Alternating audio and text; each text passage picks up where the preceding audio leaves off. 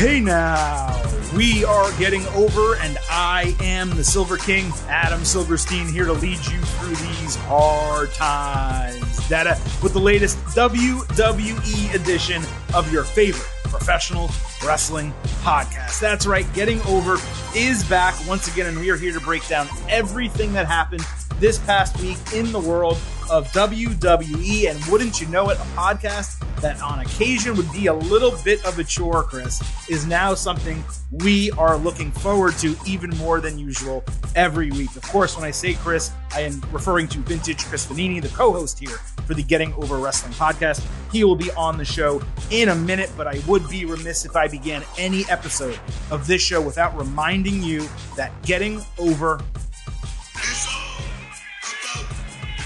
So please stop making me ask every single show. Stop being marks for yourselves and go back to being a mark for me. Go back to being marks for the Silver King for Vintage. Head on over to Apple Podcasts and Spotify. Leave us 5-star ratings on Apple. Please go ahead. Also leave a written review to let everyone know how much you love the show, why they should subscribe. When I say that those written reviews matter, I am 100% serious about it.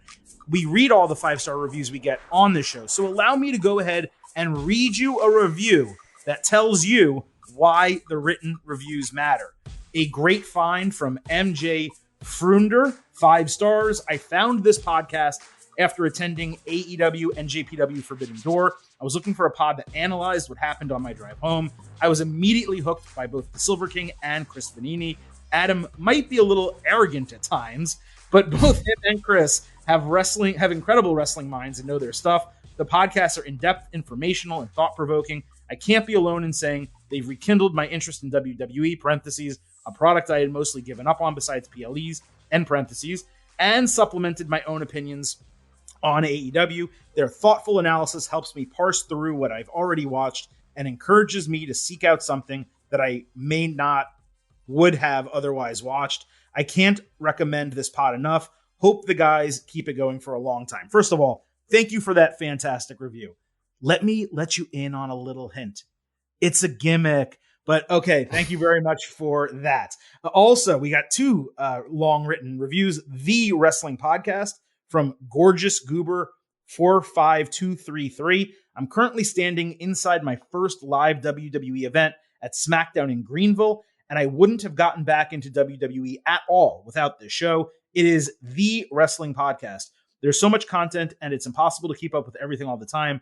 These guys don't just provide a recap, but hit the right note of serious discussion, but not too serious without being any of the bad cliches wrestling discussions can lead towards. That keeps me up to date. The earnest discussion helped me ease back into WWE just in time for the Triple H era, and these goosebumps of seeing the WWE live are in big thanks to them. Holy crap. Thank you so much. That's really nice. What a great review. 2 awesome reviews. One person missing that there's a little bit of a gimmick going on here, but nevertheless, appreciate them. And I got to say, WWE should be crediting us. Clearly, we're getting people back into their bringing product, people back. So, we are. Yeah. So, no, for real, though, Adam obviously promotes that at the top of the show every week, but it's nice. It's nice hearing that. It's nice knowing people are listening and enjoying it, and any review helps. So we really take that to heart and appreciate it. Yeah, Papa H, if you want to send some royalty checks our way, we're happy to take them. Yes. But because I mentioned the 5-star ratings and reviews, let me also note, we appreciate your support massively when it comes to reviewing the show, promoting it, telling your friends, family, coworkers, etc., to always listen. This actually also happens to be the one time every year where we do create the ability for you to contribute monetarily to Getting Over, so we can pay our hosting bills, invest in new equipment and technology, just to basically improve the show and keep it running. You guys, you girls, you've been so generous every time we've opened contributions, which is really only once a year. And it's to the point that many of you have actually DM'd us to ask if you could still contribute even after we close the windows. I always say no, of course, but nevertheless, I appreciate that. But if you are one of those people, or if you're someone who's contributed before, if you're a new listener and you want to contribute, here is your chance. You can contribute financially to Getting Over via Venmo. Our account is my full name without a space, at Adam Silverstein. The avatar is a picture of the ECW championship That way you can make sure you found the right person. Any level of contribution is appreciated, and no contributions are expected or obviously required. If you do want to contribute, but you don't have Venmo, another option is PayPal. You can DM us for that information because it's a bit more personal. I'm not going to just give it out to everyone here on the airwaves. But again, the primary method is Venmo at Adam Silverstein. No spaces. I'll spell it for you. At Adam, I think you know how to spell that. SILVERSTEIN. And again, it's a picture of the ECW title as the avatar. As always, as soon as we reach a certain amount of contributions, I will send a tweet immediately thanking everyone and asking you to pause them. But anyone who does wish to contribute, we certainly would appreciate it. And if you don't, we're not going to hold it against you either. So let me just put that out there. And one more thing to do, as if asking for 5-star ratings and reviews and potential contributions was not enough. You can also follow us on Twitter at GettingOverCast. Not only do we tweet during every major TV show live as they are going on, but we also tweet out news, polls. We allow you guys to contribute DMs and questions that we read on the show. We have a number of those today. And of course, we do our live Twitter Spaces shows ahead of every single pay-per-view and premium live event. So that was a long way of getting into today's show, but I appreciate all of you for sticking with us. Chris, this is the second straight week where we begin a WWE episode where I think the vast majority of our takes are going to be notably positive. Raw, for me, I will say, was a slight step down from last week, but still far better than what we had been getting. SmackDown was way better than the prior SmackDowns we had been getting. Some of it, though, on Monday, at least to me, felt a little bit like too much too soon. They announced a women's tag team tournament for the titles, the vacant titles, but they only had one women's match on a 3-hour show. That's a downgrade from what we would normally get on Raw. There were definitely some interesting match bookings, and there have been over these first 2 weeks, but they're being held in front of a fan base right now that doesn't really appreciate them. WWE still needs to retrain its live crowds in terms of what to expect in the ring, because Triple H clearly wants to present more of a work rate style, less major spots and more work rate, which is positive, but is not what the fans are expecting. In that respect, to me, it feels like they're putting the cart before the horse a little bit. I just want to make sure that Triple H is careful not to spin the wheel too strong in one direction in certain spots. Some changes need to be more of a natural progression. We need to remember that we, you, I, the people listening here, are not the average main roster fan. The reactions of the Houston and Cleveland crowds, I think, kind of proved that. Those really sucked, both of them, for major cities, while Greenville, South Carolina, a much smaller crowd for SmackDown on Friday night, was a million times better. It was the crowd of the last 8 days, if we wanted to call it that. And Chris, this is not to dampen the optimism around Triple H holding the book. I think I've made it very clear how excited I am about that and how much I've wanted it for the last 5 years to 7 years. He's already made massive improvements to the product, and he's going to continue to do so. Creative is better. More wrestlers we like are getting featured on TV. Commentary has improved massively. Promos are far better and less scripted. Fresh talent is joining the rosters. These are all huge positives. But he and WWE, they both need to be cautious not to do too much too fast. You don't want to jar your audience. You don't want to knock them off their kilter of what they expect from your product on a week-to-week basis. And unlike last Monday and this past Friday, last night, the second Raw under Triple H, to me, it felt like in areas they might be going a little too fast.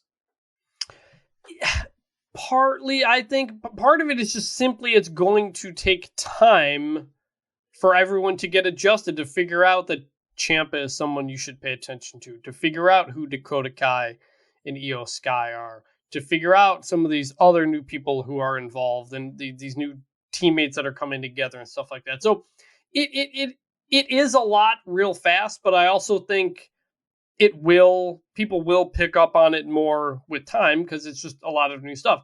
I loved Raw. I love SmackDown. Me too. There's a new level of excitement and uncertainty around every single part of the show that feels fresh. And I'm gonna say it again. Something that really stood out about Raw that I've really loved about the Triple H era is how much stuff happens backstage and how many interactions there are. And it feels like a living, breathing show where just stuff is going on here and there. People are crossing paths, doing all this stuff. You know what it feels like, Chris? You know what it feels like? It feels like a WWE universe. Exactly. I mean, and you go back, watch the Attitude Era, and they constantly had that kind of stuff. And so there were moments on Raw, like the crowd wasn't great, but there were moments where they got really into it. But I also think it's notable that one of the most over things with the live crowd right now is chanting "tiny balls" at the Miz. So right, exactly. So there is an adjustment that's going to have to be made while understanding that people have been, conditioned to react to certain things a certain way, and they will stick onto that, especially when they're familiar people. It's a lot new all at once, yes, but I do think it will eventually come around. And that's exactly my point. Like, something like Ciampa and Bobby Lashley, the way that was booked, obviously we're going to get into full details on that later in the show, but that was like a perfect encapsulation of what the Triple H era can be. A really damn good wrestling match that's booked perfectly with all of the right things happening to get everyone involved in it over. Something where I think they may have gone a little bit too far too fast was Dolph Ziggler, Chad Gable. Do you know how long I've been waiting to have a Dolph Ziggler, Chad Gable, full-on amateur wrestling style technical match on TV? Yeah. I've wanted it forever, right? But you're shoving it at 10:30 in the third hour of Raw, and you're giving them 6 minutes on screen. And I'm not saying like it's the end of the world, like it was bad. It wasn't bad. It was actually very entertaining, but the crowd could not have given a shit other than like some of them, a very small pocket, realizing that Dolph Ziggler is from the Ohio area. Even when they announced into the ring, they said residing in Hollywood, Florida. They should have said residing, he's a babyface, residing in Hollywood, Florida, right, but from wherever Ohio, they could have done that. So I saw that and I was like, man, if that match, and this is not a comparison we're going to make all the time, but if that match was in front of an AEW audience and it was given 14 minutes, we would have said that's one of the best matches of the week. Instead, Did I like it? Did it pop me a little bit? Yes. Did the crowd care? They didn't. They just didn't. You need to work up to that. You cannot just throw that on TV. And by the way, if you're going to, you shouldn't be giving it 6 minutes. But you can't just be throwing that match on TV and saying, enjoy this. This is now what we're doing. Well, I do not for the main roster. I do think it's something we're going to just kind of have to get used to, is that they're going to give us matches that seem pretty big on TV. And like you said, AEW, that's what they frequently do. Every week it's, oh man, this person's fighting this person. This feels new. We're going with it. And the match is the draw. And it probably will take time for WWE audiences to understand that, and also understand the value of that, because we're typically told two guys are fighting because something happened backstage or because they fought every week for the past 5 weeks, not just Chad Gable and Dolph Ziggler, sweet match. Like, they're not conditioned that that's an awesome thing to see. Exactly. And that is exactly my point. I'm not saying these things shouldn't be happening on TV, but WWE needs to slow their progress and work up to that. Don't just throw that on TV. Still give people the new vicious Viking Raiders and Miz has tiny balls. Not that. No, I'm just saying not necessarily those exact things, but things like the Ezekiels, right? You have to give them enough that they're familiar with, so that as you work in the stuff that you're now presenting to them as being what the focus of the product is going to be, it feels like a natural progression, and people aren't getting shell-shocked and saying, what is this show I just watched? This isn't the WWE I'm used to. Again, this is the WWE we want. The WWE that we want isn't necessarily what every casual fan wants. So Triple H needs to find that middle ground. And I do think he's going to. But unlike week 1, the start of week 2, this Raw episode, to me, it felt like they diverged a little bit too far in that direction compared to last week, where I thought the balance was perfect. That was the distinction I was trying to make. Yeah, I think that's fair. And we'll get into the specifics now. We will. And we are going to do that momentarily. We're going to cover every single thing that happened in the world of WWE this week, including everything that happened on SmackDown and Raw. One more quick topic before we get to the main event, before we get to the good, the bad, and the Ugly. PW Insider reported on Monday that last week, John Laurinaitis, also known as Johnny Ace, the stepfather of Nikki and Brie Bella, the stepfather-in-law of Bryan Danielson, has officially been terminated by WWE. He was in the role of head of talent relations for the last 2 years. That's after having been removed from the company for an extended period of time. He first joined WWE back in 2001. He was senior vice president of talent relations for a long time, and he had an on-screen authority role. You guys know who John Laurinaitis is. We don't need to spend a lot of time on him, but he was mentioned in the Vince McMahon allegations as part of the investigation that is ongoing with WWE. He was suspended prior to anything happening with Vince McMahon. Certainly, Vince retiring a couple weeks ago made it very clear, as it was already very clear, that John would not remain with WWE long term. It was only a matter of time before they released him. Well, it officially happened. I don't wish him his best in his future endeavors, but other than that, that's what he would, of course, say to everyone else. Other than that, it is notable that someone who's been such a prominent name in the world of WWE is no longer with the company. That did happen Monday, so I did want to address it on the show. But again, not something I feel like we need to spend that much time on. We've already gone in depth about the Vince McMahon situation. We've covered that in numerous episodes. You can check our archives, and we mentioned Laurinaitis as part of those conversations. So, Chris, I just did want to kind of say it here off the top of the show.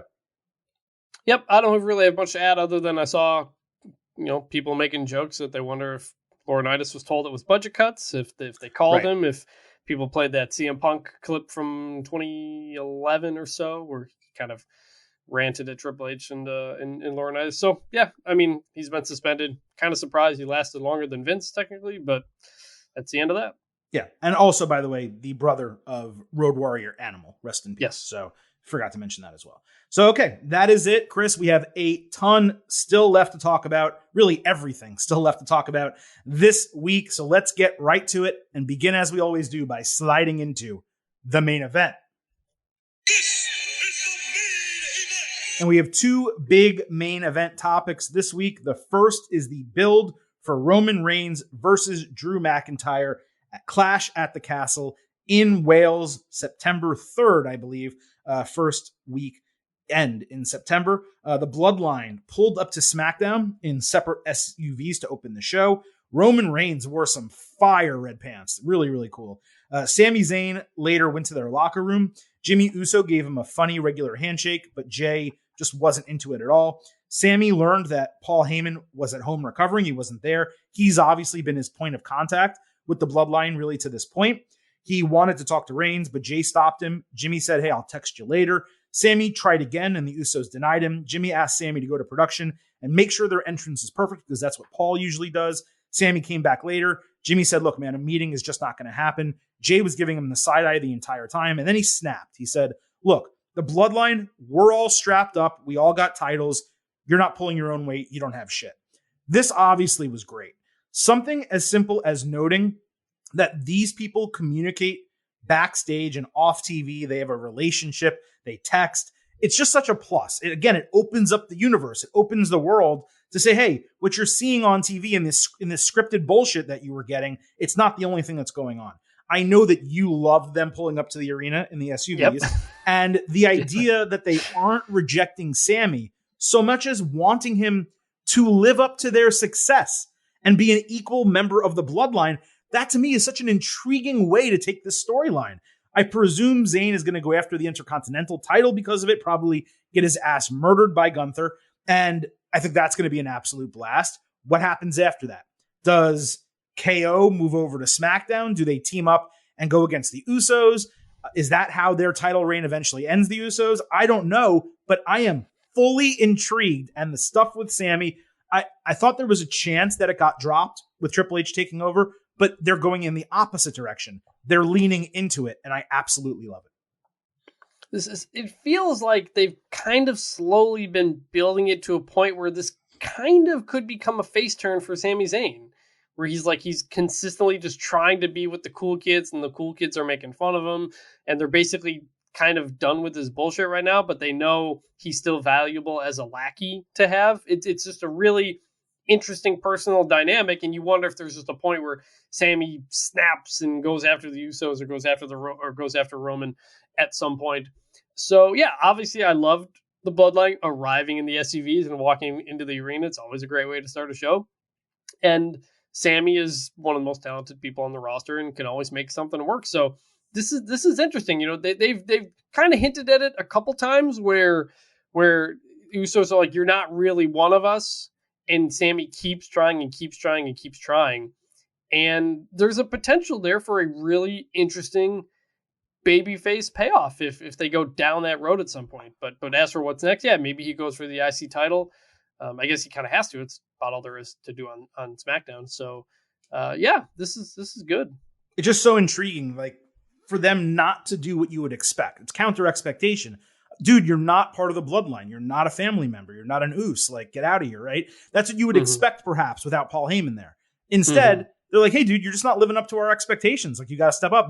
That's just so fun. And Ryan Eggleston, at Ryan Eggleston 1, he basically asked us, are Sammy and KO the front runners to beat the Usos after the Usos-Sammy segment that's been making the rounds? And I don't know. I mean, they're on separate brands right now. Kevin Owens, based on what happened Monday, he's far further from being a babyface than Sammy is. You could turn Sammy face on a dime right now against the Bloodline. KO looks to be kind of doing his own thing. But I do think there's something to be said about a superstar tag team being the ones to take the titles off the Usos. It seems like Edge and Rey Mysterio could potentially be getting set up into that on Raw. Certainly Sammy with KO or with another wrestler could be that.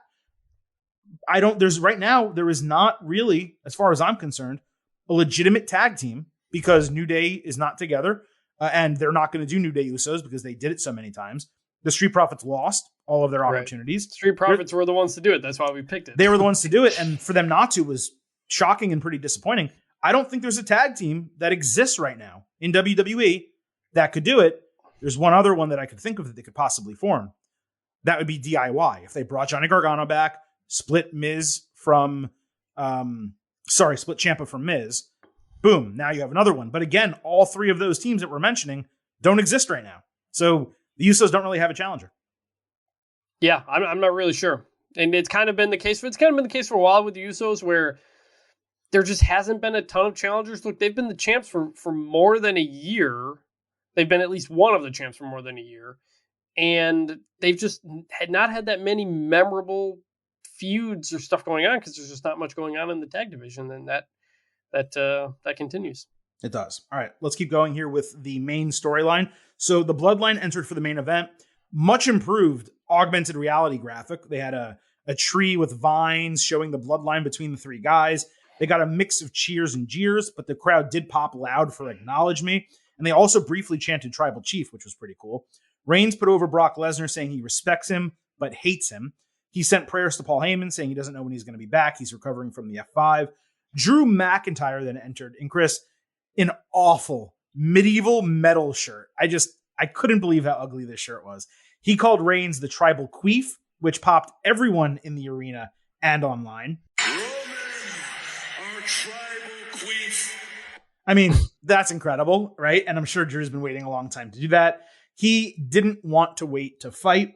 Suddenly, as McIntyre is getting closer to the ring, Karrion Kross's music hits.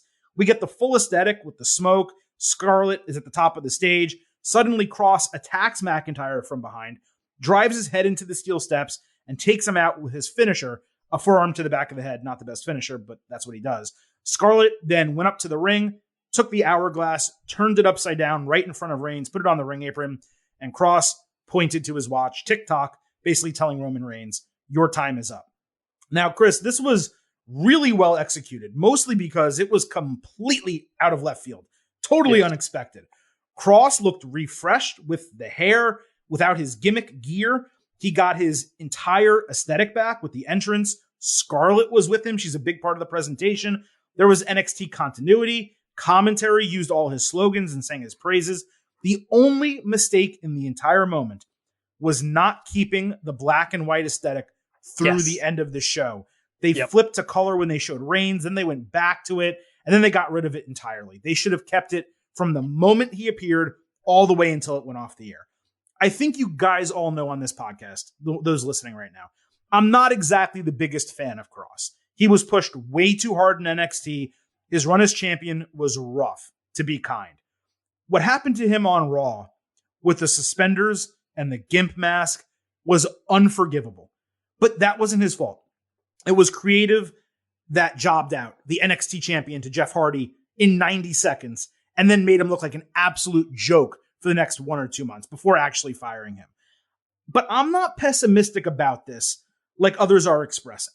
To contextualize Kross, you need to realize Paul Levesque sees Karrion Kross as 2022 Triple H. If he could be a character today, this is what Triple H would be. And Scarlett is very much Stephanie McMahon, maybe a little bit of China mixed in adjacent. She's that extra piece to the pie. That's why Paul books Kross so strong. And what have we discussed ad nauseum here on the podcast, Chris? SmackDown has zero depth in the male singles division. Boom. Now we have a new heel established as an upper mid-carder right off the bat. That's a huge positive. We'll get to what this means from a storyline standpoint in a moment. But Chris, I do want to get you in here. The long and short of it for me, it's a welcome return as far as I'm concerned. I am not overly worried about the booking. Do I love Karrion Kross? Do I think he's a great wrestler? Do I think he should be a future world champion? No, I don't. But is he a damn good hand to have as an upper mid-card heel who clearly has momentum behind him and brings a different feel to a product that is largely the same thing every single week? Yes, he does. And because of that, I'm excited. I freaking love this, man. Like, I know there were people making jokes and whatever, and remembering Karrion Kross and you know, the Jeff Hardy stuff and whatever. And people, you know, were happy to see Karrion Kross leave NXT when he did. But I just thought this presentation was so freaking cool because it turns black and white and you see something in the distance. And I was just waiting for the camera cut to show it to me up close. And they didn't do it. Like that's where you're expecting the WWE camera cut to that point to tell you what it is. Instead, they leave it far away and you're just looking and you're like, what is this? For a second, I was like, is this Dark Alexa Bliss and the Fiend is going to come back or something? What exactly is going on? And it's black and white and they cut to Roman Reigns and he's like, what is this? And then they cut back, it's black and white again. And then he hits him and you realize it's Karrion Kross. And it's just, I just thought this presentation was so dang cool. And I agree with you. It should have stayed black and white every time it showed Karrion Kross. You know what it reminded me of was, did you see the new Thor movie? I did. It was just like the Shadow Realm, where they go get Christian Bale's character. He's like on that moon, and as they're walking, well, it goes hey, from spoiler color to black and alert, white. please. Spoiler alert for other people listening. Not everyone has seen it. That's not a spoiler. I think for other people it is. It's just something that happens. They're just at a place in the movie where everything turns black and white. Sure. And that's what it reminded me of. And I just thought, like, that's such a cool presentation that's different than, like, the red lights when the Fiend shows up that just, like, annoyed everybody. It's a good, just kind of, like, little, like, storytelling nudge to kind of make something feel a bit different. And I don't need it to be like that every time. But for this introduction, it should have been. Yeah, or like kind of like when the NWO did their entrance in WWE and it'd be black and white until they got to the ring and then it was like something like that. And another part that was interesting about this was that I don't know what the hell happens next year because we're like not far away from Clash at the Castle. Well, that's what we're going to talk about. Yeah, you've got Drew and Roman happening. Where is Karrion Kross fitting into this? He beat up Drew. He challenges Roman. I don't know, and that's exciting. Like this isn't like a they're going to hold off on something and do Drew, Karrion Kross or whatever. It felt new, different, and I don't know what's going to happen next. And that's a really cool feeling. So I think everything that you said is accurate. I also do accept people, especially UK fans who are preparing for Clash at the Castle, who are initially pessimistic because what have we been waiting for, Chris, for a long ass time? Roman Reigns versus Drew McIntyre for the title. And we thought we were going to get it in the main event of Clash at the Castle, and we still might, one-on-one. That's what we've expected. But now there's at least a possibility that that doesn't happen. And I think if people are upset about that, especially UK fans who want to see one of their own in the main event possibly take a title off Roman Reigns without any encumbrances or any other people surrounding the title picture, if they are initially pessimistic about that, I totally understand. I've seen immediate speculation that Kross confronting McIntyre and Reigns in this manner means that Triple H has now set him up to be the one to take down Roman Reigns. Stop with that shit, okay? No. Calm down. There's no way Roman Reigns' title reign ends with Kross instead of McIntyre or Cody Rhodes. That Correct. Would be, or maybe even Riddle, but not Kross. That would be idiotic. And you may not like Triple H booking Karrion Kross strong. He's not an idiot, okay? What I see here are two different options in terms of the immediate window of what's going to transpire. Option one, Kross joins the Clash at the Castle match. He becomes the fall guy in a triple threat, either for McIntyre to win something, whether one of the titles, both of the titles, whatever, or Reigns to retain the title. So that way the match finishes without one or the other guy getting pinned. Kross could then feud with McIntyre one-on-one afterward. That gives him something to do. Drew goes over, gets another title match at like Survivor Series, or even, heaven forbid, Blood Money in the Sand. Option two, Reigns defends each title separately. They use this as the way to separate the titles. First, he starts the show by beating Kross for the Universal Championship, only to be completely worn down so that in the main event, McIntyre beats him for the WWE title, finally splitting the titles while providing a total excuse for Reigns losing, yet he stays strong and he maintains his title record run because he would have retained the Universal Championship, which is where that long run is connected. It's like however many days it started with the Universal Championship. Either of those two options, to me, makes total sense. The second one is the best case scenario as far as I'm concerned. They could also do something really convoluted, like a 2 falls triple threat match where the first fall is for the WWE title and the second fall is for the Universal title. But I think that's way too confusing. I understand, like I said, why UK fans will be annoyed if Kross is inserted into this, especially if it's a triple threat match. But at the end of the day, if this does result in a title change or it results in the titles being split, which would really be the best case scenario, if that does happen, it's going to be a real positive development because both titles, as we've said, being stuck around his waist, it has really hurt Raw. Yeah, those are, I don't love a lot of those options, mostly because I just wanted Drew to beat Roman at Clash of the Castle and give him the moment. Like, that's the moment.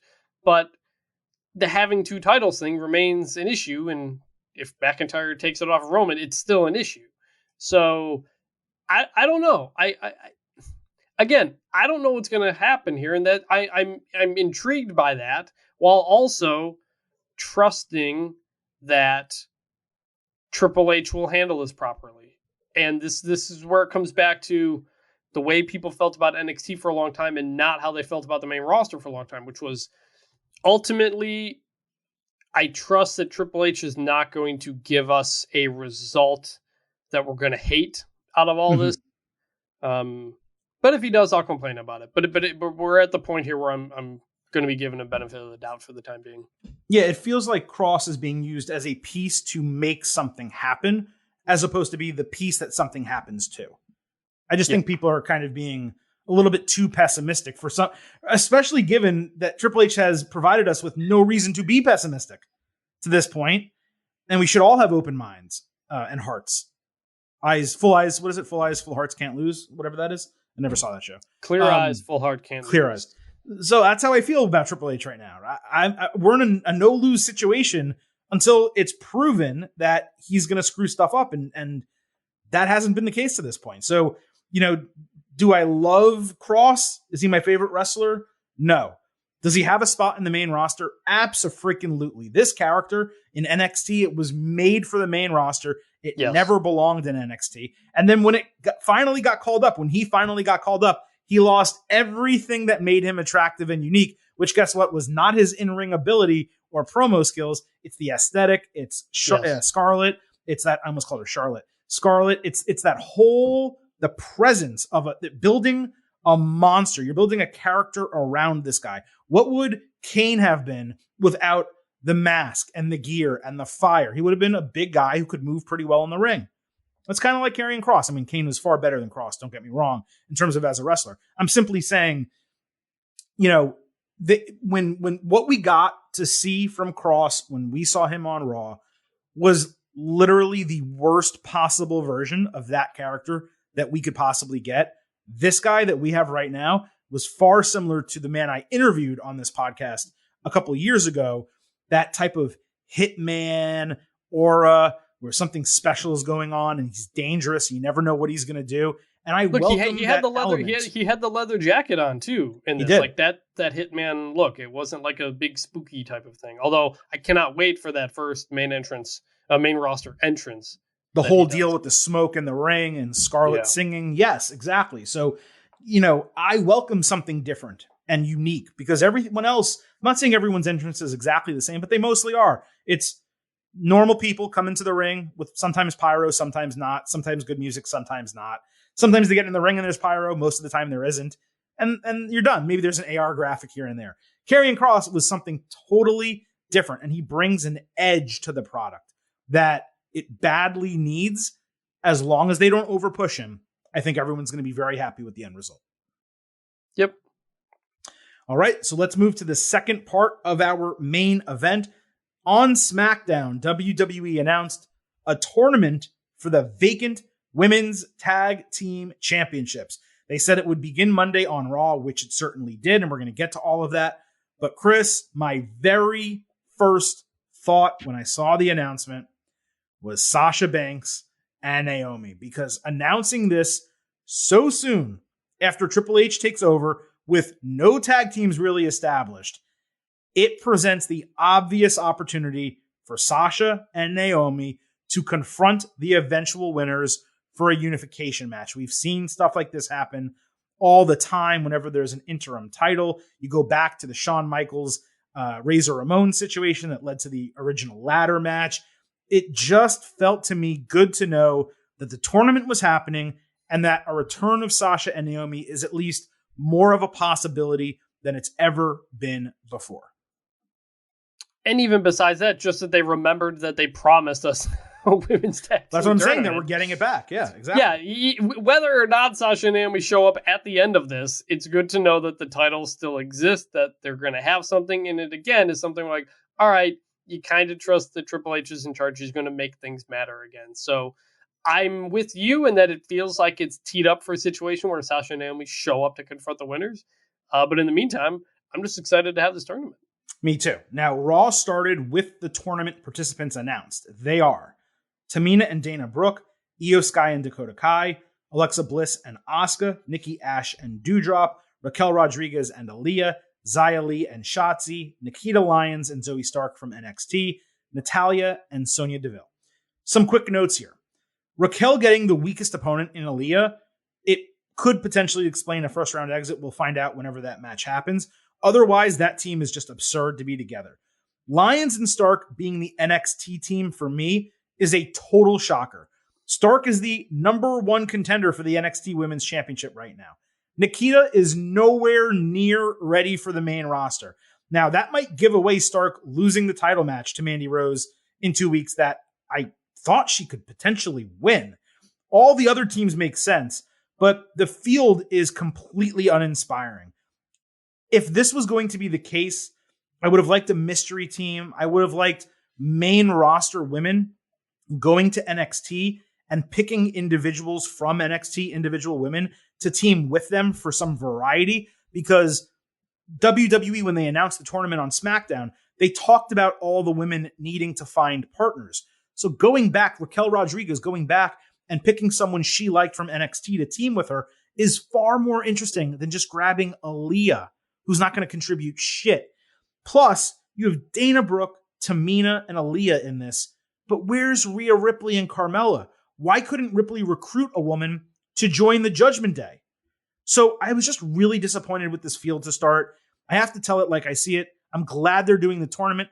after the first match, which we're going to talk about in a moment, I'm glad to know that all the matches are going to get time. That's a huge improvement from the Queen's Crown. But in terms of the teams that we have, the women that we have competing in this, it does feel like it's a pretty lackluster tournament.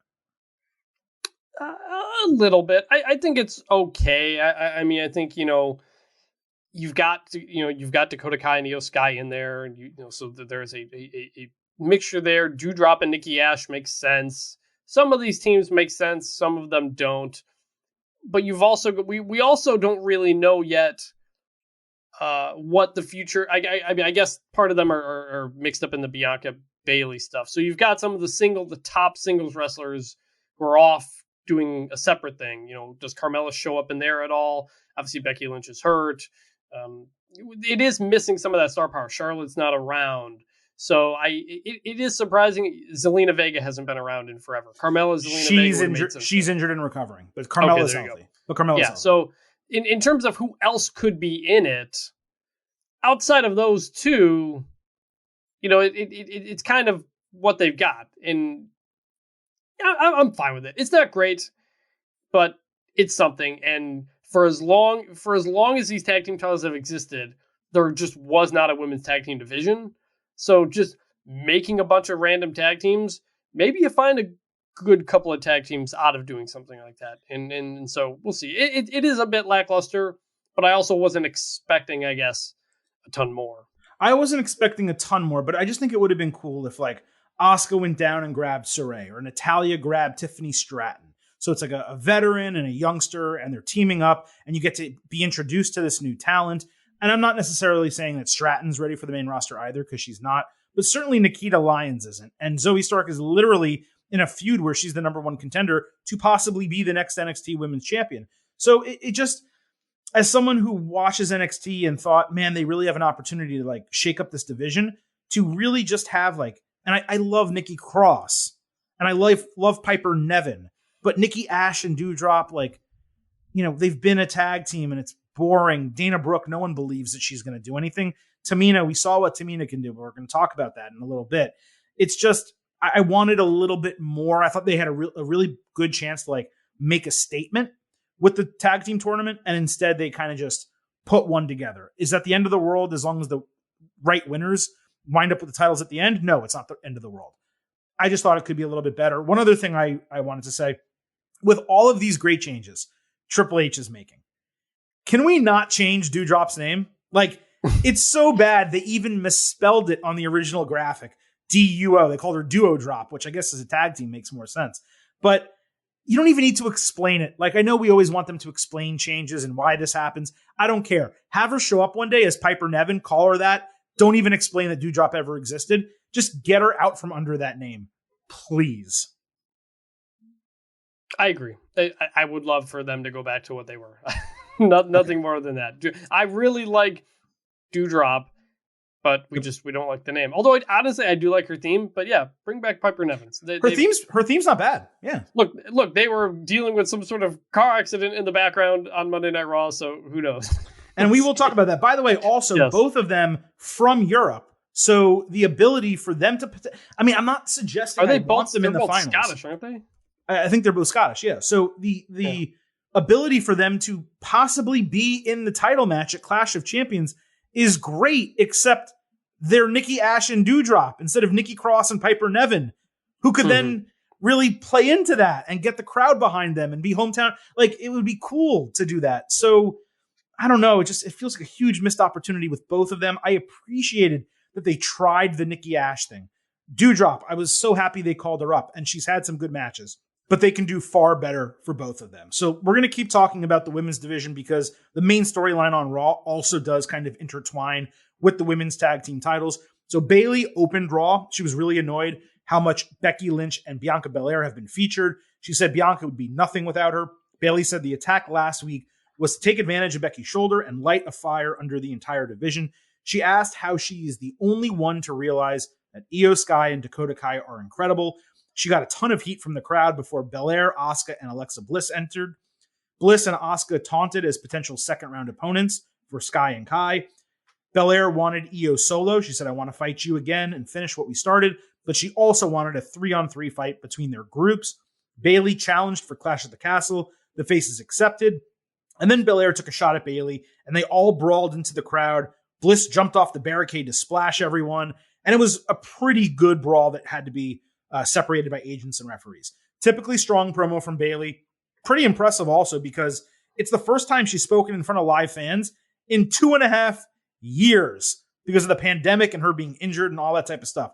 The brawl was great. I will say the camera work legitimately made me want to vomit. It was so chaotic that like my eyes hurt trying to watch the screen. 2 things bothered me. The first is this group not having a name still. It seems like it's going to be Control. They keep teasing it, but we're like 2 weeks into this now. They had a promo by themselves in the ring. Why not just come out and say, we are Control, or whatever the hell they're going to be called? The second issue, this 6-woman match is booked 4 weeks out while the women's tag team title tournament is ongoing. What if one or both of, well, I guess not both because they're going to fight each other in the second round, but what if one of these teams are in the final? I presume they're going to hold the final in Wales. Sky and Kai are clearly the favorites. So either this tournament wraps up early inside of 4 weeks, which I don't even know if it's possible given they only gave us 1 match on Monday night, or WWE kind of gave away an upset saying the titles aren't going to be defended on the show and neither of these teams are going to have them. So I just thought it was really odd for them to book this match so early. I know they want to sell tickets for the show. I get it. But I thought it was weird to book the 3-on-3 version of this so quickly while the tag team tournament is still ongoing with 2 teams from these 6 women in the tournament. Yeah, I guess did they announce? I don't think they said that they would be defended. There. I don't think they said so. Did either. I'm just saying, based on time, it seems like that's what they're doing. It could be. I mean, if it was for sure going to happen, I feel like they would have announced it there. Maybe they don't know. I don't know. But that's a fair point as well. In terms of the brawl and everything, I loved it. I mean, obviously the camera work wasn't great, but I really thought it had a lot of energy. The crowd was really into it. We don't get many women's brawls generally, so I think it was a good way to continue just the energy that is brought by Bayley and this group together. So yeah, I loved it. I thought it was a really good, just exciting, kind of start. And yeah, I'm you announced a 6-woman tag team way ahead of time. I wasn't sure if they were going to do a couple more matches and eventually build to it, but they did a good job last week of telling this. This was the main story throughout Raw last week. It built up to that DQ finish that we said we were okay with. So it naturally kind of makes sense to do this next. So it was good. I was fine with it. By the way, I should note that on the Clash at the Castle poster, which is still being used for WWE, just since we're talking about it, Cody Rhodes and Becky Lynch are still on it. Both of them obviously injured, just something to note. And the other thing, this is the 3rd match set for Clash at the Castle. We also have a women's championship match from SmackDown. We will discuss that in the good, the bad, and the ugly. I just didn't want anyone to think that we missed it. So we will get to that in a moment. But quickly, we do need to finish up what happened in this storyline on Raw. We had Tamina and Dana Brooke against Io Sky and Dakota Kai in the first women's tag team championship tournament match. Before the match, the faces got a short promo backstage. The heels interrupted. Bayley recalled her history with the titles. Dana was then introduced as the 24/7 champion, and she had the title with her. That's after us not seeing it for 2 or 3 weeks on TV. Dana hit a flying crossbody outside. There was a decently loud Bayley sucks chant. The heels dominated with double teams until Tamina, of all people, got the hot tag. Bayley saved Kai from a handspring elbow outside. Brooke ran herself into the barricade. Sky got her boots up on a splash from Tamina. Then Kai hit a scorpion kick before Sky tagged back in for the moonsault and the win in 10 minutes. I tweeted this, and it's unfortunate to say, but Tamina dragged down this entire match. I respect all of the work she's done fighting to get women's wrestling more legitimate on the main roster over her entire career. And longtime listeners know, I actually thought she should have won the title a few years ago when she was in that short feud. I thought they could use her as a transitional champion, give her that moment in the sun, and it would be really cool. But what Monday night told me is that her in-ring career needs to be over. She could not keep up. She could barely carry herself in the ring with the rest of the women. The match was fine, but she was unfortunately like an albatross on the entire thing. Also of note, this match was 10 minutes long. That's nearly as long as the entire Queen's Crown tournament in terms of Yep. in-ring time. That whole tournament went 13:34. So 3 minutes and 30 seconds approximately into the second match of this tournament, the women will have more in-ring time than the entire Queen's Crown tournament. I don't have much more to say other than I was disappointed that this was the only women's match on Raw Monday night. Yeah, disappointed the only match. Glad it got, decent time, like we said. And with Tamina, like, yeah, it's always been a limiting factor with her. And now, with more and more women coming into the company in various spots, it stands out even more. She's used on that WWE Rivals show as one of like the table analysts. She'd be a great manager or just bodyguard muscle type of character. There's a lot of different things you can still do with her. But yeah, match, wasn't great, but like you said, I was going to drop that Queen's Crown stat as well. So it's at least they got time with the match at least. And there weren't a ton of women's matches on the show, but we got the big brawl. We got promo segments, we got backstage stuff. So it's not like this was the only women's segment on the show. No, the women were featured all over the entire show. Yes. Like in every hour, there were multiple times that we saw the women. But again, when you have so many matches in a show and you have so many women, and by the way, you're doing a tournament, why not just do the other first round match? Instead of doing Dolph Ziggler and Chad Gable, why not do one women's match early in the show and one women's tag team match later in the show? I didn't really understand that. Yeah, I agree. That's it. All right, so that is it for the main event of today's show, but we have a ton left to talk about from SmackDown and Raw, and we are going to get to every ounce of it in the good, the bad, and the ugly. Showing you the good, the bad, the ugly. When your money get funny and them days ain't sunny, we showing you the good, the bad, the ugly, and this is for the hood. You got to love me. Now, if memory serves, Chris, I think last week was our first all-good week in podcast history. Is that correct? I feel like we had one bad. It might have been a Okay. 24/7 segment or something. No, there was no 24/7 last week. I think we had one. Was it Viking Raiders and New Day, maybe? Yeah, for me, probably it was. Okay, but we were close. It was almost an Pretty much, all-good yeah. segment, and I think this week it's going to be almost an all-good segment as well. So let's start with a big storyline that I just teased a minute ago from SmackDown, Liv Morgan and the SmackDown Women's Championship. So Liv addressed the SummerSlam finish. They brought her out to the ring. She wore an arm brace to sell Ronda Rousey's armbar. Liv did get a big pop for her entrance, but when that calmed down, she actually got a decently loud "You tapped out" chant. Production bleeped her, saying she appreciated fans calling her on her shit. Liv said she only tapped because she thought the referee had already counted to 1, 2, 3. Sonya Deville interrupted, saying she was happy Rousey attacked Liv after the bell, but Adam Pearce sucks at his job. It was kind of a non sequitur. Deville loved seeing Morgan hurt and promised to take her title. There was a Ronda Rousey chant during the start of a gauntlet match that was used to determine the number one contender. And then later in that match, there was actually a Liv Morgan chant, which was pretty cool. I just definitely, Chris, didn't expect the crowd to turn on Liv in favor of Rousey. This was a notably boisterous crowd in South Carolina, but rejecting Liv was strange given how over she's been.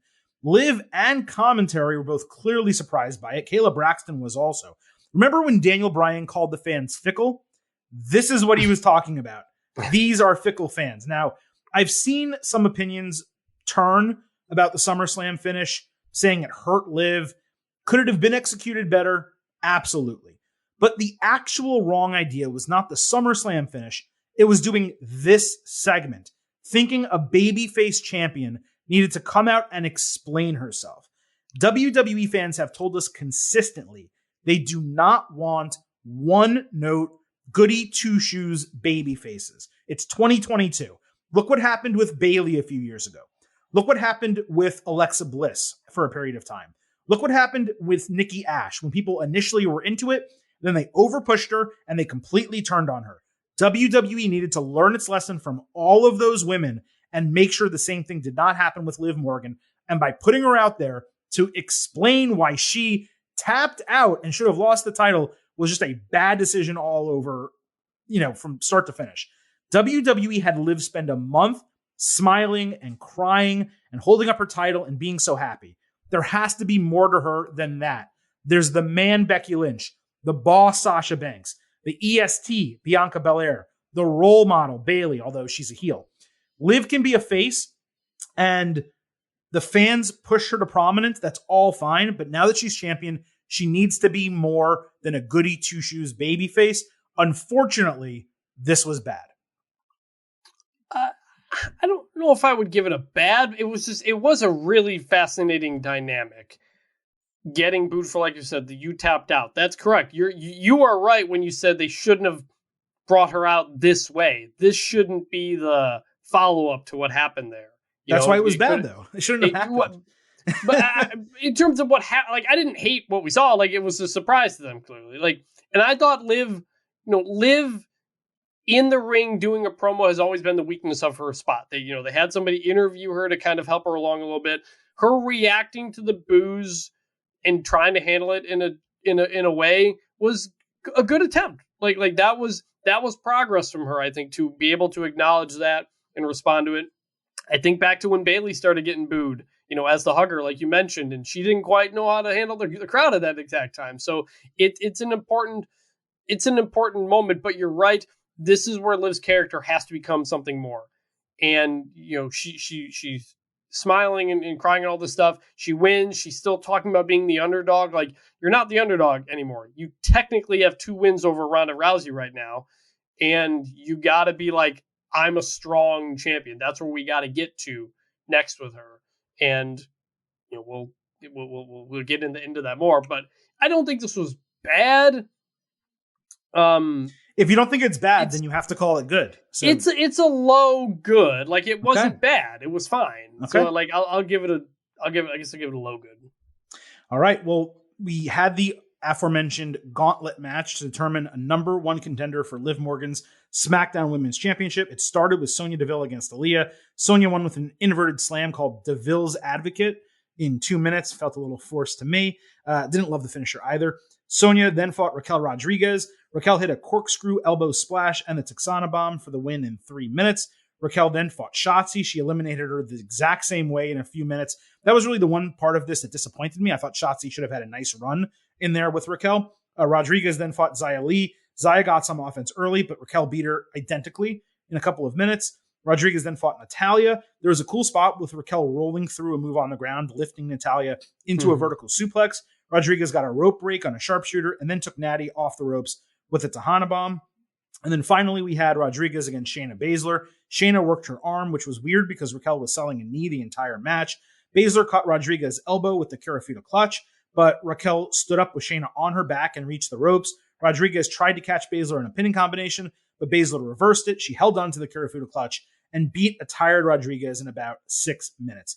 There was a short stare down with Liv as commentary explained how Shayna's submission's prowess basically made Liv's arm injury a particular issue, made her vulnerable in the match. And look, most of the women in this match are solid to good in the ring, but the lack of reaction to most of them and most of the short matches, it was just proof of how poor the booking has been on SmackDown over all these months and years. But we have to note also, the women's division on SmackDown is missing its entire top tier right now. Ronda Rousey's out. Charlotte Flair is out. Sasha Banks and Naomi were there. Are they coming back? We don't know, but they're not there and they were supposed to be. Plus, even Lacey Evans isn't there right now. This is all they had left. People who have mostly been featured on TV barely every once in a while. The match was fine. Most importantly, Baszler was absolutely the right winner, and Raquel was the right person to get the long run.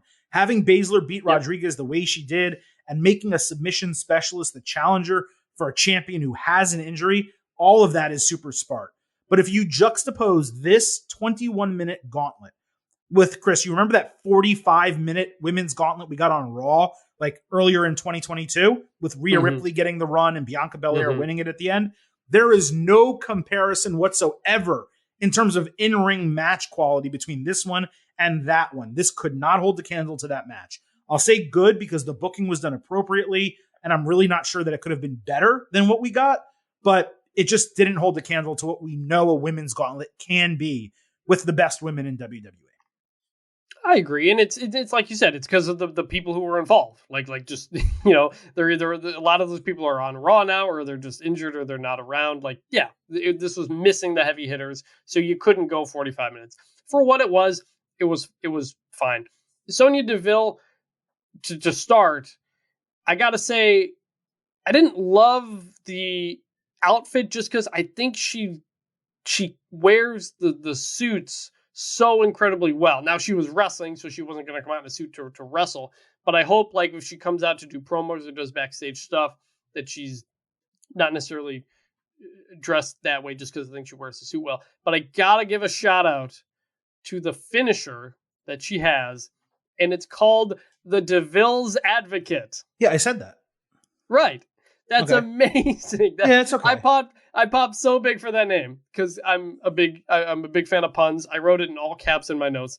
I popped huge when I said that's what it was called. Right result, right person to make the run, like Raquel, and Shayna Baszler getting a title match. Again, is interesting, and it plays into she went through Ronda Rousey. Now she has to fight someone with a similar kind of style, and we've seen Shayna Baszler get pinned while trying to make someone tap out before, so it creates an interesting dynamic. I don't think the promos back and forth between Liv and Shayna are going to be great, so I'm curious how they handle that. But as for this gauntlet match in this segment and what it's set up, certainly a good. Yeah, it was just a rough start to Morgan's kind of title reign overall without Rousey, without that involvement, because what they did with Rousey actually was pretty good leading into SummerSlam. But yeah, I mean, she's being handicapped, and that's one of the reasons why they had her win the SmackDown titles, because that division needs women that people can cheer for and get excited about. It's just not a great division right now. And so Baszler was absolutely the right person to win. I think their match is going to be really damn good. And it also keeps Liv in the former MMA fighter world with Rousey and Baszler. By the way, I think Rousey and Baszler would have been a great women's tag team if instead of suspending Rousey, they could have had Rousey and Baszler win the women's tag team titles and then possibly have Sasha Banks and Naomi come back and look at that marquee match that you have right there. Like, that would have been super cool. They decided not to do it. I was a little disappointed by it. But ultimately, the right winner, and I do think it'll be a solid match for Clash at the Castle. The Miz and Ciampa were interviewed backstage on Raw. Ciampa said Harley Race, his trainer, and the first ever United States champion, believed in him so much that he wanted to dedicate his win, he assumed he would win, in the United States Championship match on Monday to Harley. He claimed this is going to be his moment, saying Bobby Lashley is going to feel like he already lost as soon as the bell rings. Ciampa is so freaking good on the mic, and we finally got to hear it on a main roster TV show. They've been relegated to social media promos for the last month, but this was awesome. Plus, when is the last time you heard Harley Race's name mentioned on WWE TV? They said it like a dozen times. This was such a simple yet impactful promo. And Ciampa also, he washed the dye out of his beard that Vince McMahon made him dye brown. The gray streaks are back. I'm sure we're going to see even more of them in the coming weeks. Obviously, this was good. Definitely good. And this was an example of, again, last week, Ciampa gets pushed into the spot. Nobody really knows much about him. You kind of got to give some backstory here, but he's still technically a heel. So you talk about him training with Harley Race. That brings more legitimacy to his track record. He goes over the top with it a bit like a heel, and off you go. So this was great. Loved it. So then we had the United States Championship match, which was built heavily, not just last week, yes, leading into this week, advertised heavily as well. Bobby Lashley defending against Ciampa. There was a shorter video package similar to the one last week. It ended with Ciampa and Lashley highlights. Ciampa walked out to the ring in Harley Race's robe with Miz in a suit at ringside. Lashley threw Ciampa into Miz outside. Ciampa loosened a turnbuckle pad. Lashley hit the Dominator for a 2 count. Lashley escaped Fairy Tale Ending and hit a spear, but Miz put Ciampa's foot on the ropes. AJ Styles attacked out of the crowd to chase Miz away. Ciampa ripped off the turnbuckle pad, but ate a facebuster. Miz and Styles then ran through the ring, which distracted, nearly caused a no contest. Ciampa ran Lashley's face into the exposed turnbuckle. Then he put him shoulder first into the post before hitting a pump knee for a great false finish. I thought that was the end of the match. Lashley then escaped Fairy Tale Ending. Ciampa locked Lashley in the Gargano escape, but he deadlifted Ciampa to get out of it.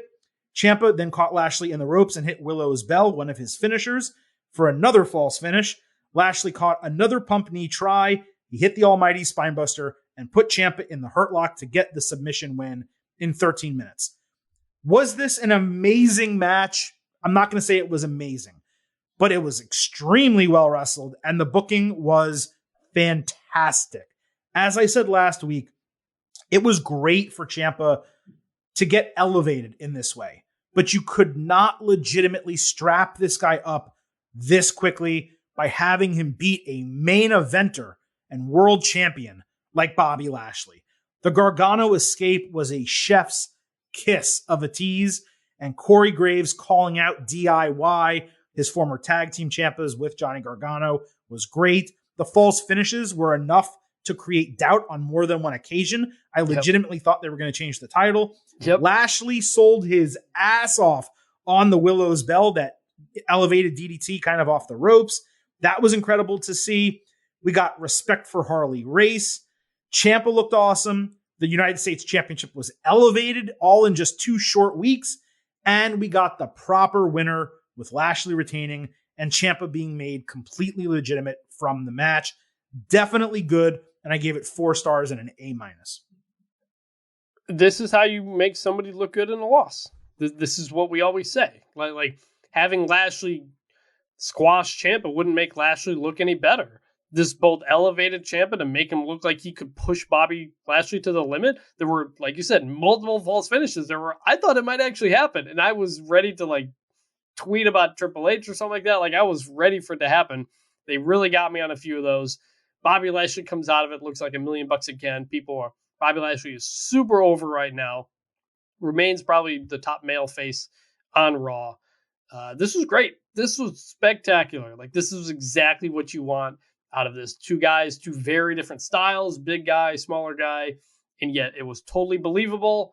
I just thought this was great. This is the kind of thing where it's a situation we never would have gotten when Vince McMahon in charge. And this is the kind of thing where this is why people wanted Triple H to be in charge, because you would get something like this that would elevate both guys and be extremely entertaining in the process.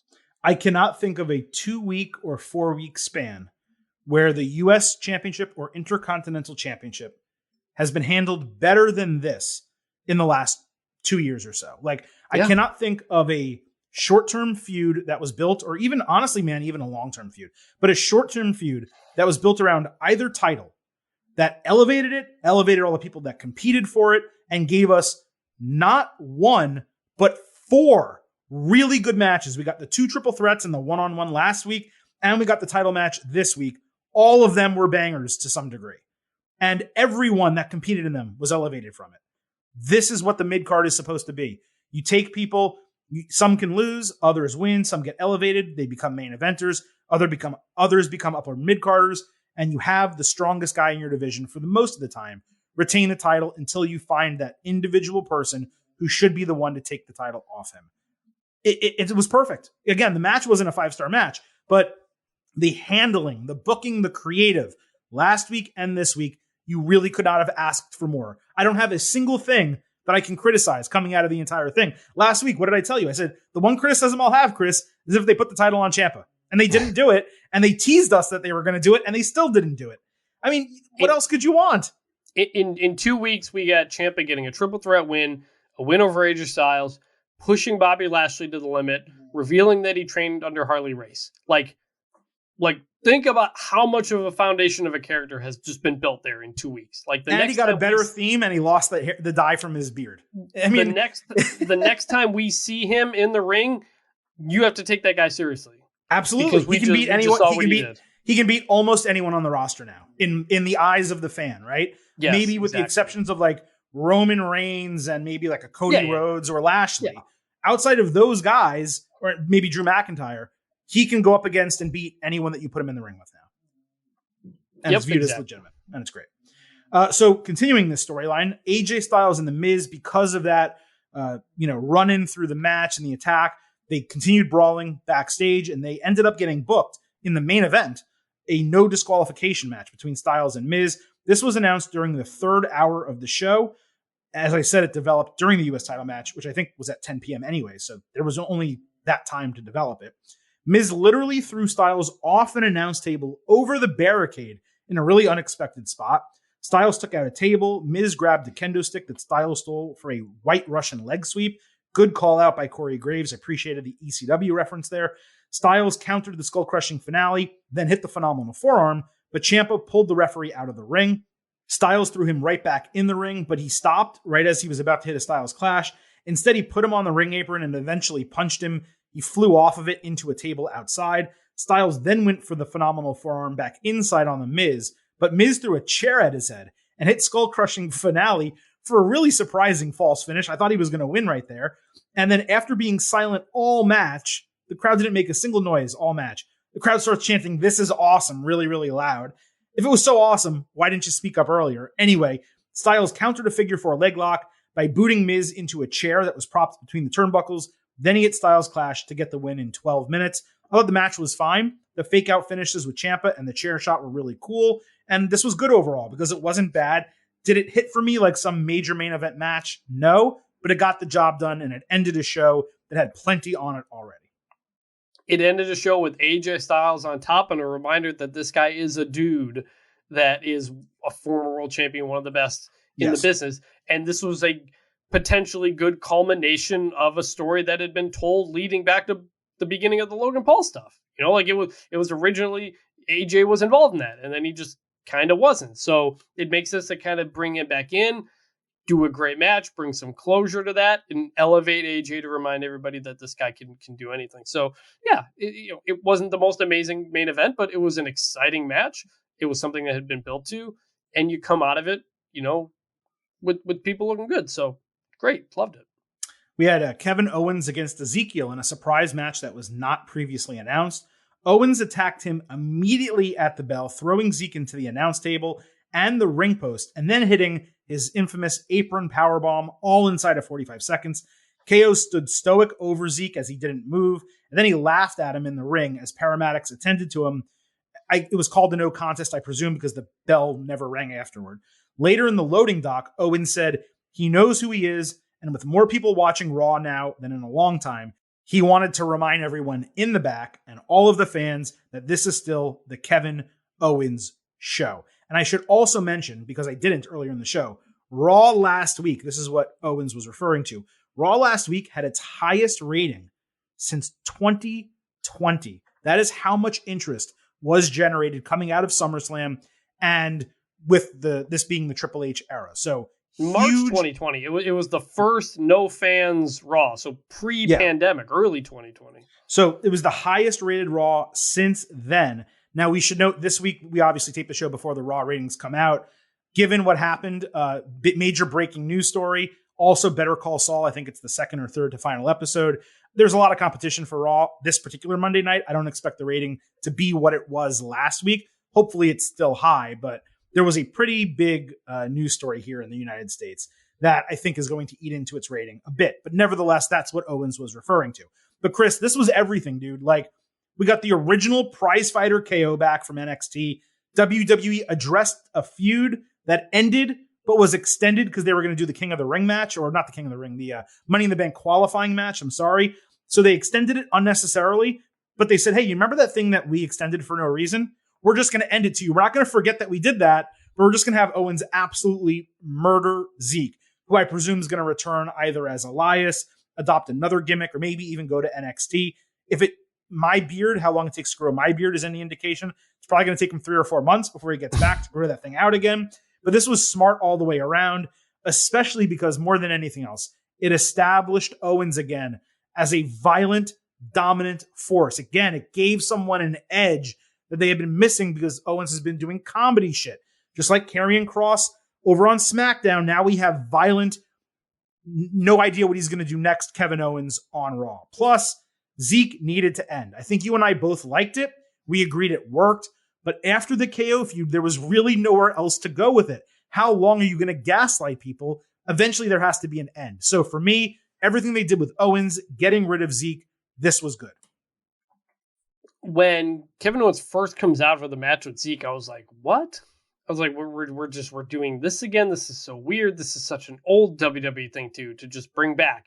And then immediately you figure out that, no, this is something different. And it actually was the perfect way to close it. Like, if you were going to announce that old Kevin Owens is back, there's no better way to do it than to do it against Zeke here. And yeah, doing the apron powerbomb was a clear signal to everybody of what kind of Kevin Owens this is. So again, that's exciting. And he got a pretty big pop there in Cleveland, when he showed up. He's a guy who literally since WrestleMania, when he main evented one of the nights, has not done much of anything. And it's been extremely weird.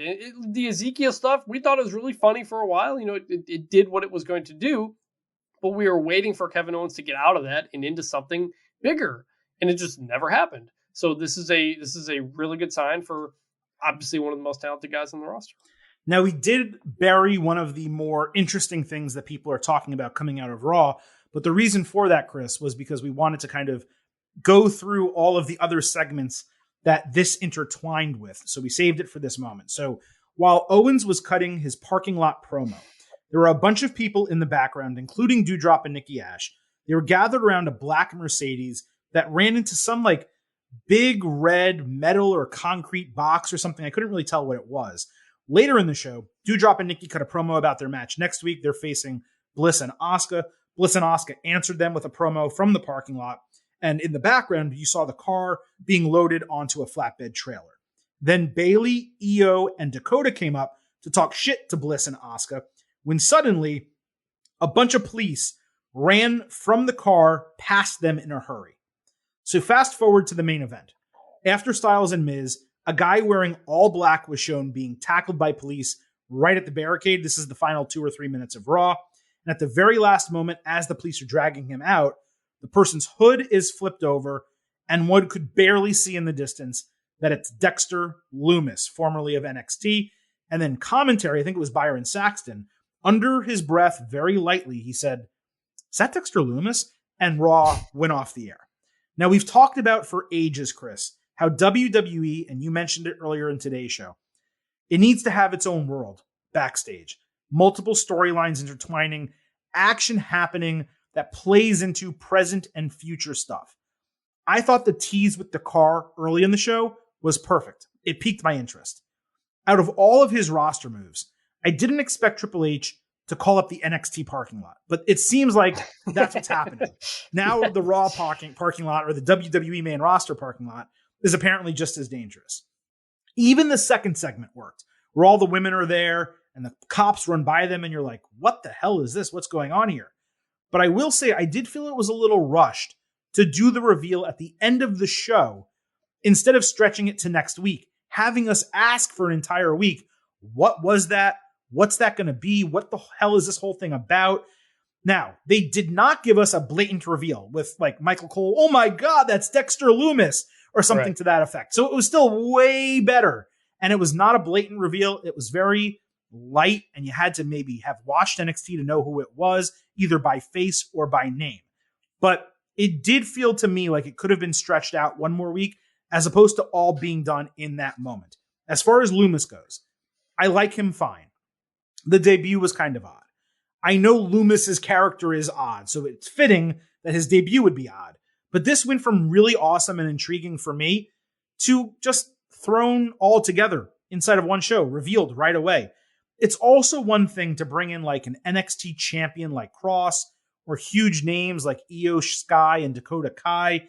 But Lumis in NXT, he was really no better than a flat mid-carder, and he's probably not going to be any better than that on the main roster. Now, that's not to say he shouldn't have a spot.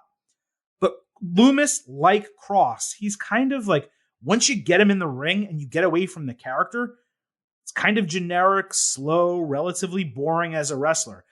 And out of all the potential names to bring back, it was just kind of ho-hum to bring Lumis back as opposed to obviously a Johnny Gargano or a Bray Wyatt. And those people are still to come.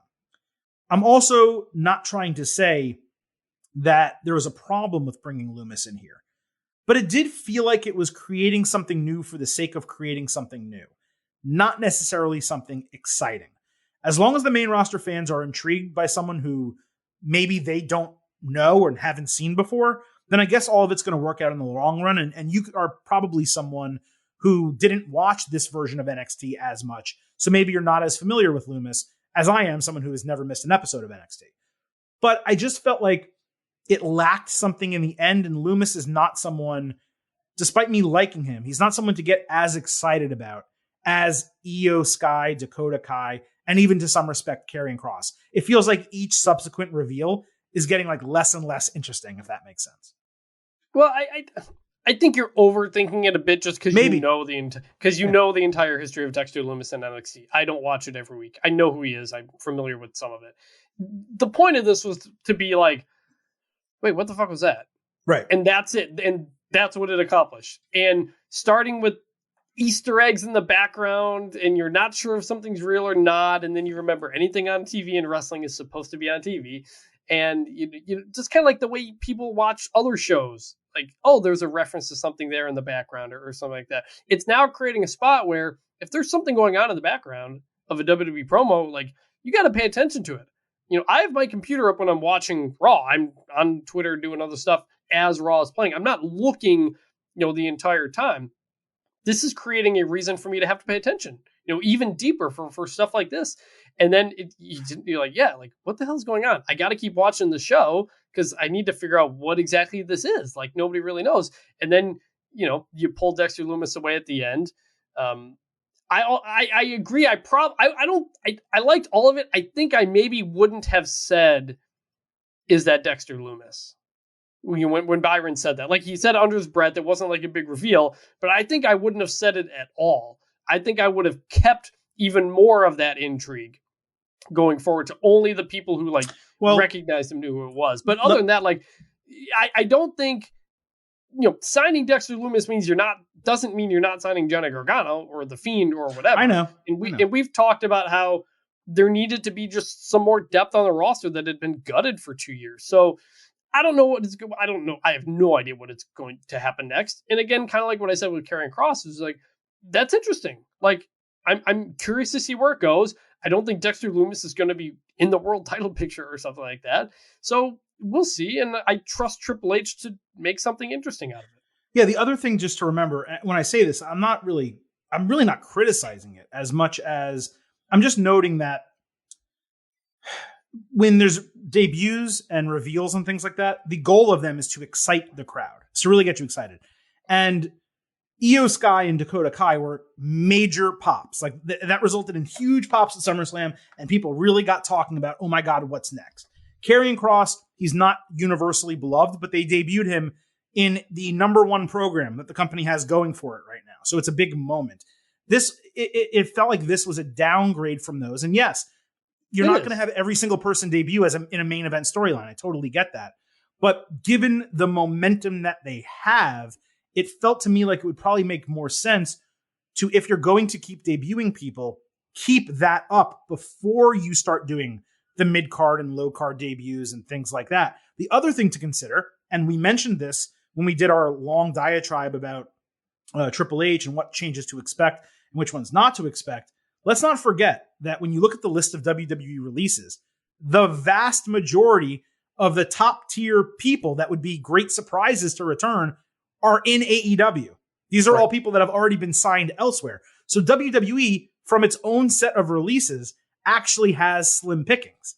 That is why the names of Johnny Gargano and Bray Wyatt, even to some respect, Braun Strowman, although I think he's kind of played himself out at WWE based on stuff he said in his personal life.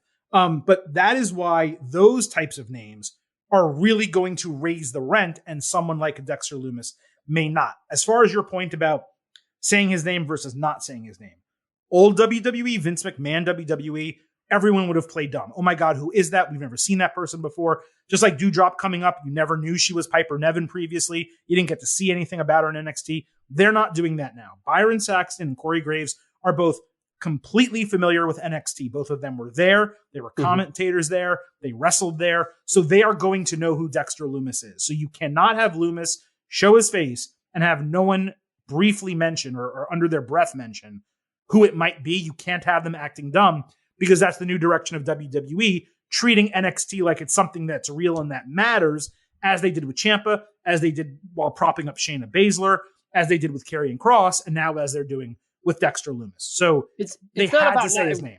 It's not about not recognizing him. It's about not seeing him. If they didn't show his face, I would have been okay with that. I would have preferred that.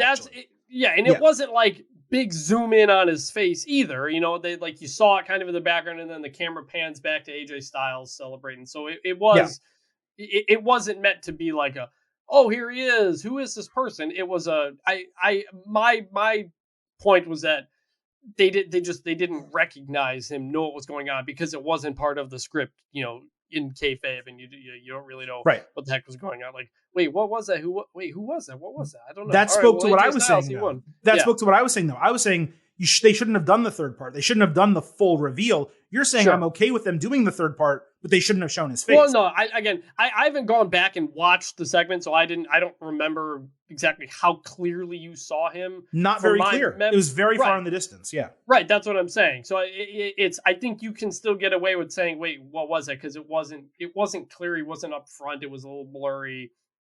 But commentary is not us at home. Commentary is right next to where that's happening. Right, but by then he's pulled into the crowd. If they're turning to look, there's fans in the way. You know, we're nitpicking here. We are nitpicking. I think we're both saying the same thing. It would have been nice if there was a little bit more mystery still on the plate next week. Yeah, that was my main point.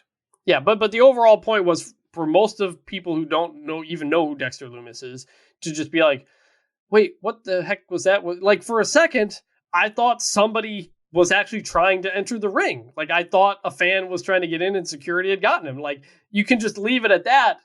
And not have to maybe show his face, not say, wait, was that Dexter Lumis?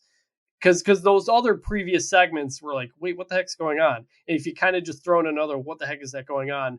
I think maybe they gave you a little too much of the bone at the end. But we're picking nits. I was super intrigued by it. For sure. We'll keep going here. So Seth Rollins fought Angelo Dawkins. Dawkins notably didn't wear a shirt. I think that might be like a first time ever thing here. Montez Ford distracted Rollins at ringside as Dawkins pounced his ass over the announce table. Rollins taunted Ford back to the point he grabbed a chair, jumped in the ring, and got ejected from ringside. Dawkins hit a tope and a really cool gut wrench follow-away slam, plus the silencer for a near fall. Dawkins avoided 2 stomps and hit the anointment for a false finish. He got a nice pop when that happened. Dawkins got run into the steel steps. He avoided a 3rd stomp. Then Rollins avoided a 2nd anointment and hit the pedigree to get the clean win in 8 minutes. Rollins hit a stomp after the bell, and then he ran away as Ford stormed the ring to save his partner. This is exactly what you want from a TV match. Strong wrestling, 3.5 stars and a B. A simple, ongoing feud. It advanced Ford's character. They told us, I should say, how he has a short fuse and he has a temper, and this is becoming an issue. It also built Dawkins' credibility as a singles performer. And we saw the main eventer go over clean in the end. It's so simple, yet it's something we get so infrequently. If this was 3 weeks ago, the finish would have been Ford hitting Rollins with a chair for a disqualification. But that wasn't the finish. It was a count out. Or a count out, right. Throwing him into the timekeeper's area for a count out. That wasn't the finish. We got a clean finish. Dawkins got built up from it. This was good. This was fun. You know, going in, I thought, hey, there's a chance here that Dawkins could maybe win this. That's just kind of the vibe with the Triple H era. I was like, hey, maybe something could happen. I'm a little more intrigued going into it than otherwise, but everything made sense. Dawkins got to look pretty good. Ford had something happen. Rollins stands tall. By the books, real solid. It was also announced that Riddle will be interviewed on Raw next week. Asked to respond to that backstage. Rollins said he's done with him. He mocked his delivery as a preview of the interview. Rollins said he's the gatekeeper of the industry, and while Riddle could be great in the ring, he's much better at flushing his potential down the toilet. Just ask Dana White. He said he'll have something to say next week also. This was a good Rollins promo as usual. The Dana White reference threw me for a loop. For those who don't know, Riddle basically began his wrestling career after he was suspended a couple times from UFC for failing drug tests for marijuana. He was released from the promotion, I think it was in 2013, and he did a little Bellator and Titan FC stuff, but he began his wrestling career in 2014, took to it clearly.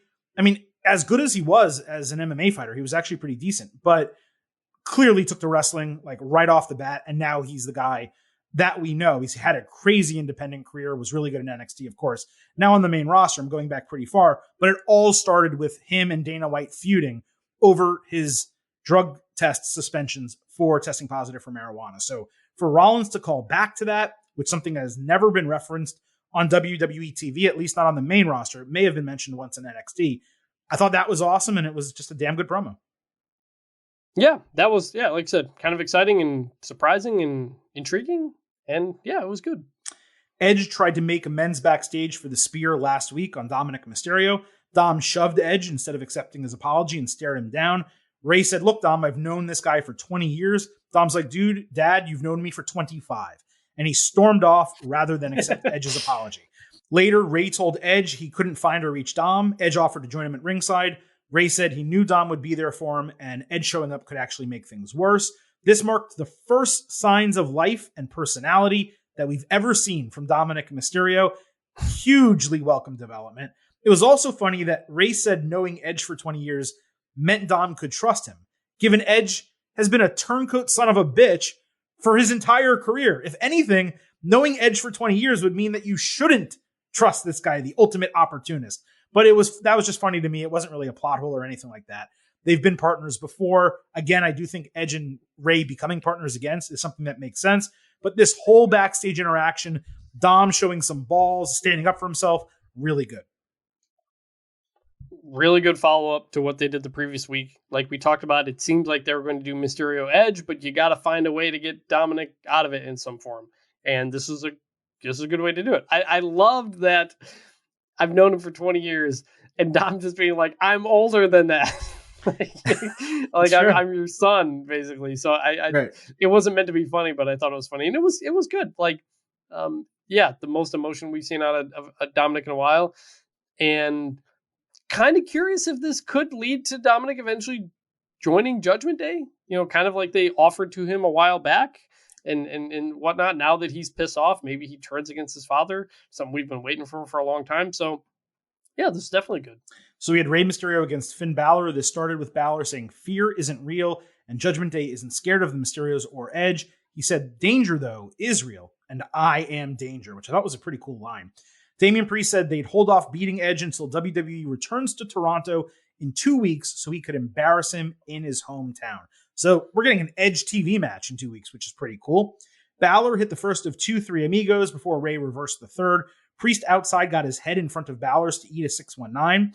Balor rammed Ray into the ring post. Priest tripped Ray up on the apron, so Edge ran down to attack Priest, drive him into the crowd. They brawled.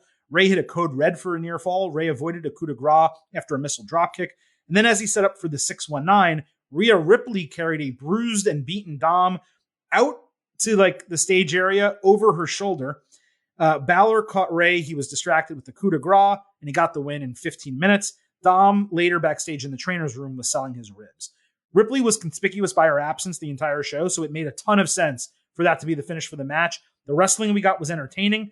I didn't think it was a great match. It was too much start and stop with the interferences, the distractions, the commercial break, but it was a good segment overall to carry the story. Edge Priest in 2 weeks is totally fine as long as we get Edge against Balor Clash at the Castle. That is a must-book match. It's in the United Kingdom. We need to have Balor in a singles match on the show. Not doing that match would be a total sin. Agree. I liked all of this. Even the Rhea Dominic stuff, kind of a nice follow-up to last week. And the comments that were made about that before. I also think it's possible that this is like I mentioned a minute ago, it could be a ruse to trick Rey Mysterio and Edge and something like that. Maybe Dom is in on it. I don't know. I'm interested. There's stuff that's happening. Did you say a roost? Like a chicken? Ruse. Ruse. R-U-S-E. Yeah. Yeah. Ruse. Just making sure. Yeah. And so it's, there's just, again, there's stuff happening outside of what we're watching in the ring.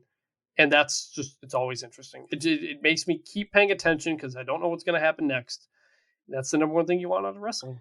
Well, you've actually mentioned a couple things. We did get a DM about this from AB, Aaron Bahanda. He said, can you discuss the possibility of Edge being the one to attack Dominic? I think it's quite obvious. So to your suggestion, his suggestion that this whole thing is a ruse, it would be very Attitude Era-esque, in terms of a change in storyline direction to do that. When Judgment Day attacked Edge, they weren't feuding with the Mysterios. So unless they attacked Edge to lure the Mysterios into a feud with them because they specifically wanted Dominic, it really wouldn't make sense to do that whole thing. So I do think Dom could join Judgment Day. I think it's possible. But I don't think Edge would be the one to attack him and have that happen. I think what it would be Ray siding more with his friend than his son, Dom feeling overlooked because of that, and Judgment Day taking advantage of his feelings and his youth and inexperience to get him to join their side. I don't think it would be Edge attacking him and Edge being part of Judgment Day this entire time. I think that's a little bit too much. Correct. That's my thought, is that Judgment Day is taking advantage of this division between Ray and Dominic. Right. Okay. So we're going to move over to SmackDown for a couple segments. I didn't mean to do Raw consecutively, but because of some of the intertwining of storylines, that is how we did it on this show. We had Ricochet against Happy Corbin. Pat McAfee used a telestrator to highlight his low blow to Happy Corbin at SummerSlam. It was absolutely hysterical.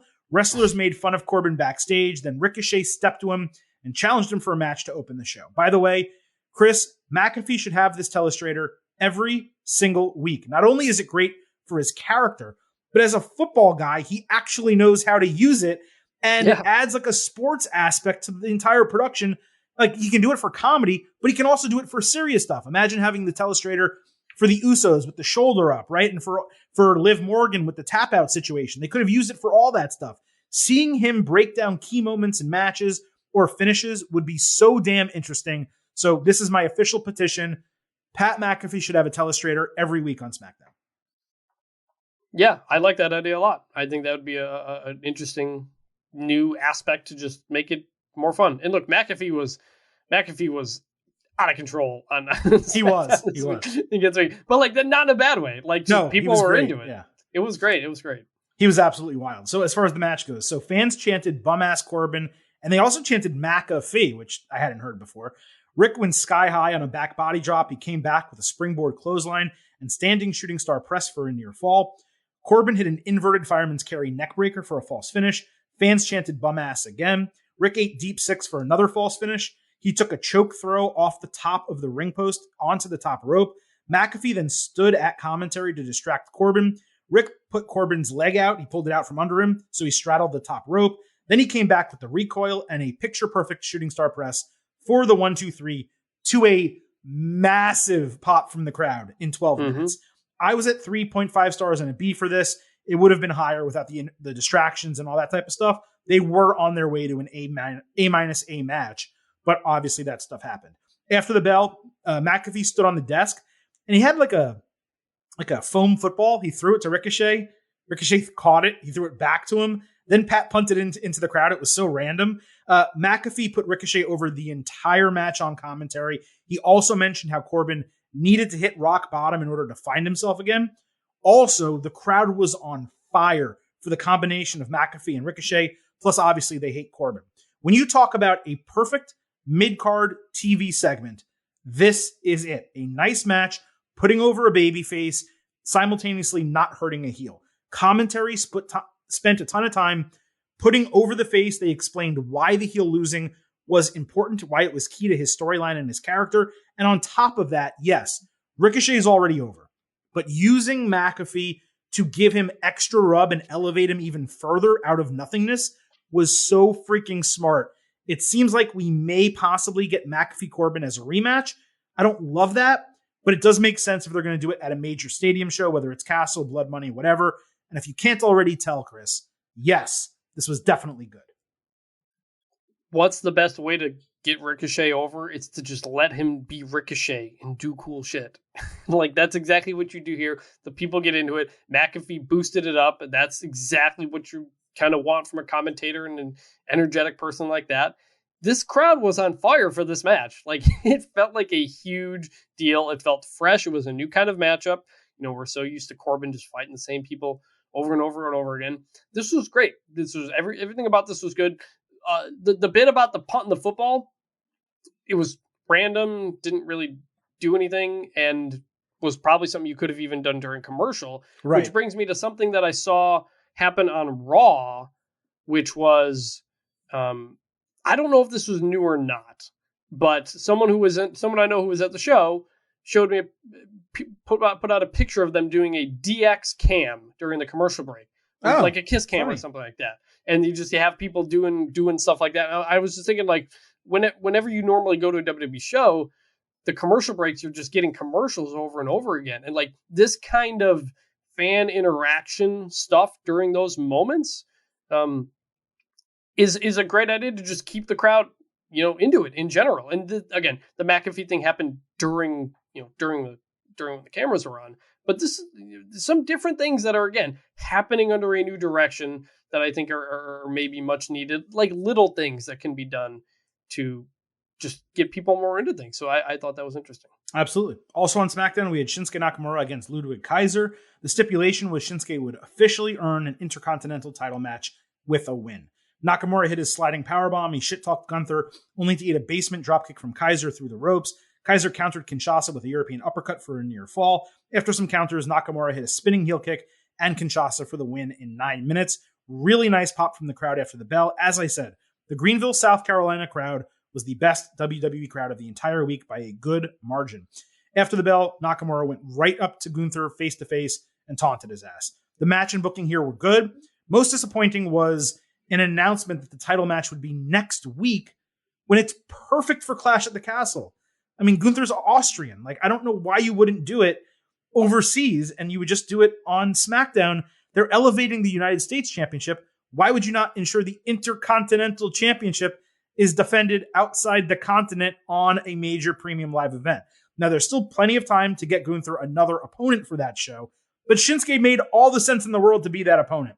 One way or another, Gunther in the Intercontinental title, they need to be on a UK premium live event. But I am excited for the match next week. Hopefully it main event SmackDown. The only thing that surprised me is we didn't get an Intercontinental title video and presentation like we did for the US title last week. That would have been nice because even though everyone knows what the Intercontinental title is, it has not been treated well for most of the last few years. And elevating it the same way they did the US title would have been nice. But the segment was good, the match was good, and the booking is good. We're finally going to get Gunther and Nakamura. That's a positive.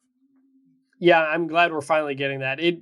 Nakamura and Kaiser kind of been doing the same thing-ish week to week, so I'm glad to finally get this match coming. I'm, like you, surprised it's happening so quickly.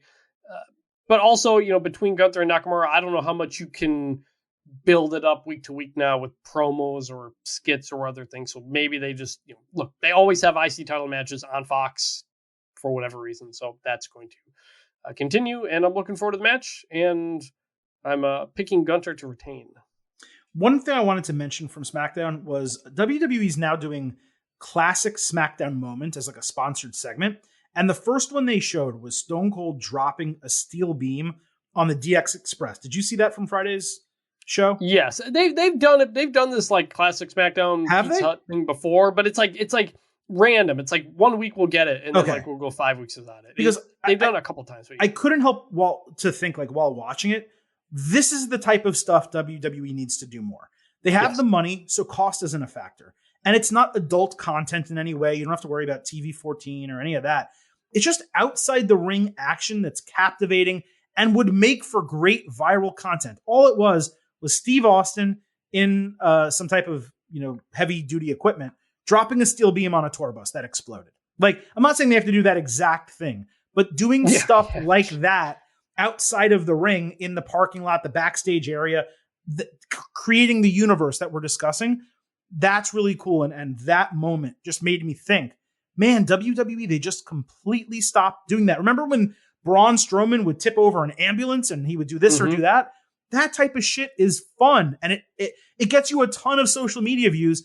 And like, ever since they've come back from the pandemic, like since they've started going in front of fans again, I'm not suggesting the pandemic's over, they just stopped doing it. And it's been really disappointing.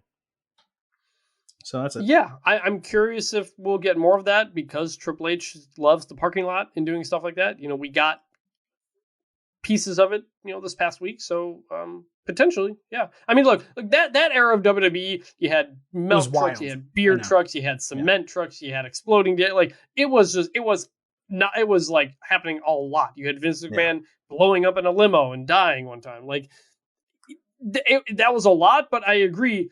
You need to kind of get back to that. Now, stuff like that's probably, expensive, and we don't even see unique pay-per-view sets anymore. So I don't know if it's a cost-cutting thing, but I do hope that now that, Triple H is in charge and they're clearly opening up the universe of stuff that's happening backstage, that you can start to get really creative with it. I mean, you could steal someone's iPad while they're on the phone with their wife and run it over with a car. I mean, it doesn't have to be. We did get like Bad Bunny and the Miz in the car like that one time. Yeah, and we had Sasha, not Sasha, sorry. We had Becky, Charlotte, and Ronda kick out the windows of the police. I'm not saying it hasn't ever happened. I'm just saying they really don't do it. They used to do it all the time. They now never do anything. So there's a happy medium, which is occasionally doing it. And they have gotten away from it with all the cost cutting, all the releases, everything that they've done. One of the things they stopped doing was spending money on things like that. And I would like to see them go back to doing it a little bit. Again, once a month, once every 2 months, just something different and unique that makes you feel like this is action and it's exciting and it's not only wrestling in the ring. You know what I mean? That's what I'm talking about. A couple more things before we get out of here. Chad Gable fought Dolph Ziggler, as we mentioned earlier, on Raw. Shout out to Jimmy Smith for putting over Ziggler's Ohio roots at the bell. There was an immediate "Let's go Dolph" chant and lots of technical wrestling to start. Gable hit the rolling German suplex. Ziggler hit a spike DDT for a near fall. Gable focused on an ankle lock with Ziggler continuously trying to escape it. Gable hit a powerbomb into another ankle lock. Ziggler then eventually avoided an Olympic slam, and he hit the super kick to win in 6 minutes. That was the only time, like the finish, that the crowd popped, which again was a shame because it was really fun mat wrestling the whole time. They probably should have opened things up a little bit more for like entertainment value, because a match between these two really needs to be longer than 6 minutes, and it should be a little bit more exciting than this. Again, this is the type of wrestling I like on occasion, but your main roster crowd is not ready for it. It was too much of a divergence from what you normally get to just put this on TV and expect everyone to pop for it the way they would another match. I also, Chris, I thought this was a spot. It would have made a ton of sense for Theory to return and cost Ziggler the match or attack him after the bell. So I was surprised not to see him, even though I know he is dealing with a legitimate death in the family. So best wishes to him. I know he's been away, but I did think there was a chance he returned this Monday. Obviously he didn't. But this was good. WWE probably, like I said earlier in the show, needs to save matches like this until the crowd is retrained right now, because the fans are still looking for the major spots and the big moments. It is unfortunate for you, I, and some of our listeners. But again, Triple H may be rushing certain aspects of his philosophy. This is an example of an area in which if I was him, I would pull back a little bit. I would slow down on presenting this type of wrestling, wait until the crowd is retrained, and then give matches like this. Yeah, I mean, we talked about all of this kind of earlier in the show. Not a ton more to add, but yeah, it was fun. I'd love to see more from these guys, and the potential's through the roof. And shout out to commentary for really putting both of these guys over and trying to build it in that type of way. These guys are also at a level where you could probably put them in the ring 3 weeks in a row and it would be great every time. So maybe we build on it next week or something like that. I don't know, but it was good. I would have liked more of it, and we talked about the other stuff. Yep, and just a couple more things to get out of here. So Kofi Kingston was backstage on SmackDown. He said Xavier Woods is recovering from the attack last week, but should be back soon. Kingston said it was weird being by himself without Woods and Big E, but he would make the Viking Raiders pay. So we had the Viking Raiders against Jim Mulkey and Tommy Gibson. McAfee called the Jobbers the best tag team in South Carolina, which definitely made me chuckle.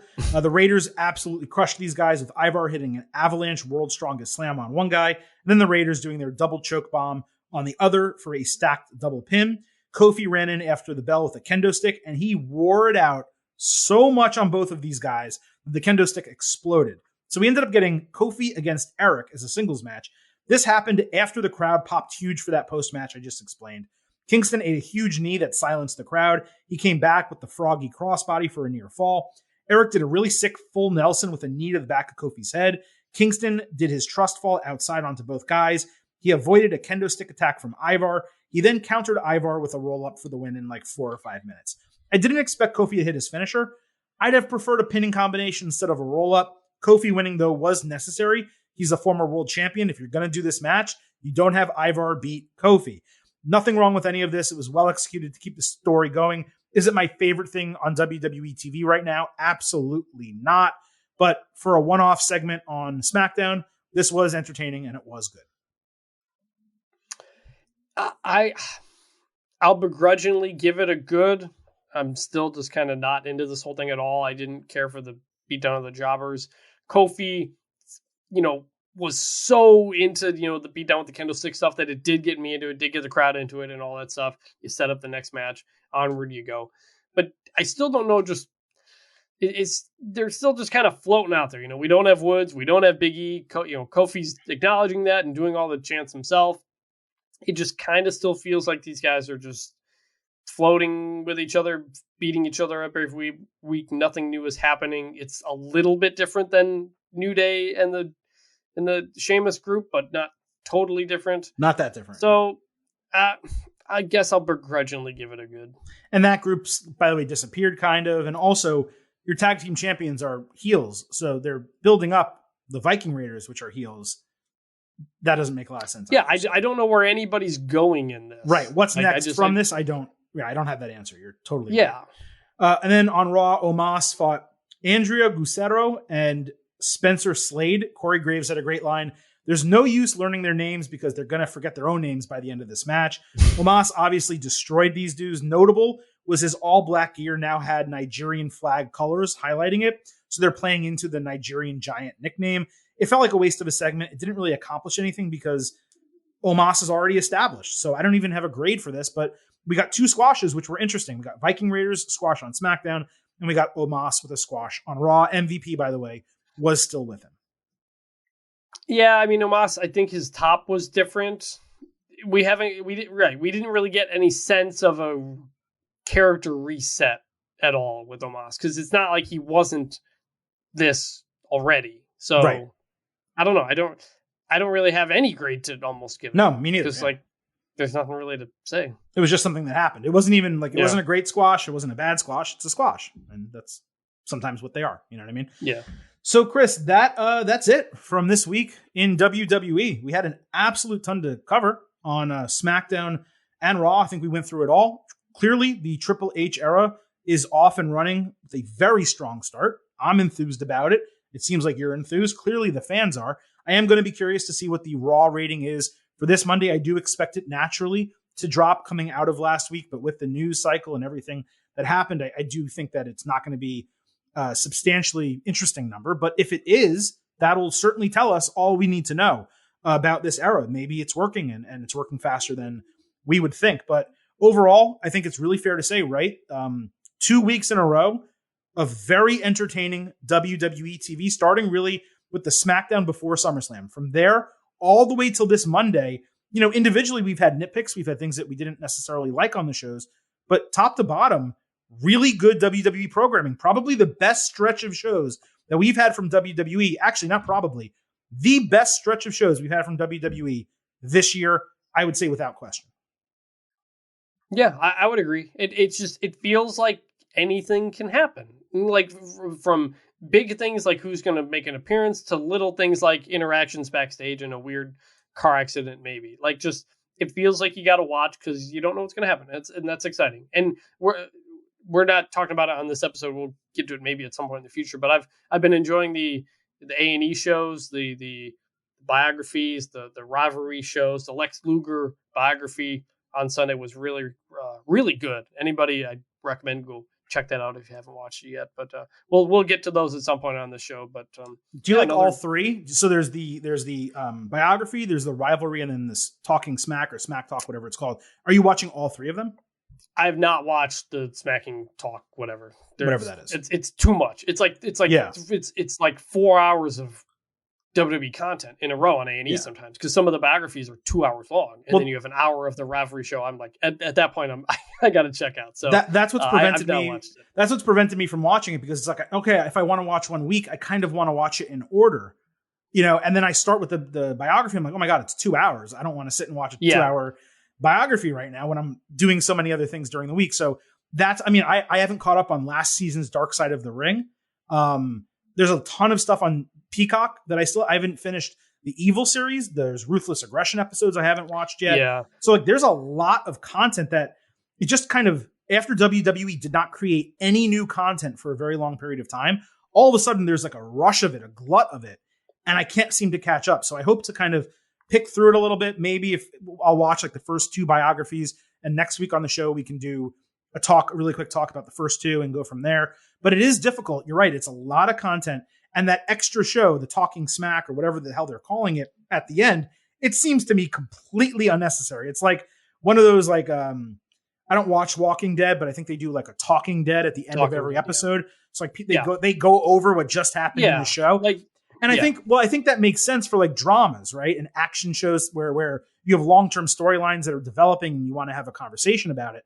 It's basically those shows are the equivalent of what we do here. We talk about what we just saw from the last week in TV. But to then do that show coming out of a biography and a rival show, it just feels like they're trying to get extra content, and it doesn't really seem like it's worth watching, to be honest. Yeah, I mean, look, some of the stuff is new, and that's worth watching. Some of it has been told a million times, and it's not worth watching. Like, I think the rivalry episode this week was WWE versus WCW. There's nothing new to talk about. Right, and like, what am I going to learn? Shawn Michaels versus Bret Hart. I've seen every single thing that's ever been created about it. But the Kurt Angle biography was good because I didn't quite know all of the depth of his prescription pain abuse. The Lex Luger one was really good because a lot of it was really new to me. The Brock Lesnar Kurt Angle rivalry was really good.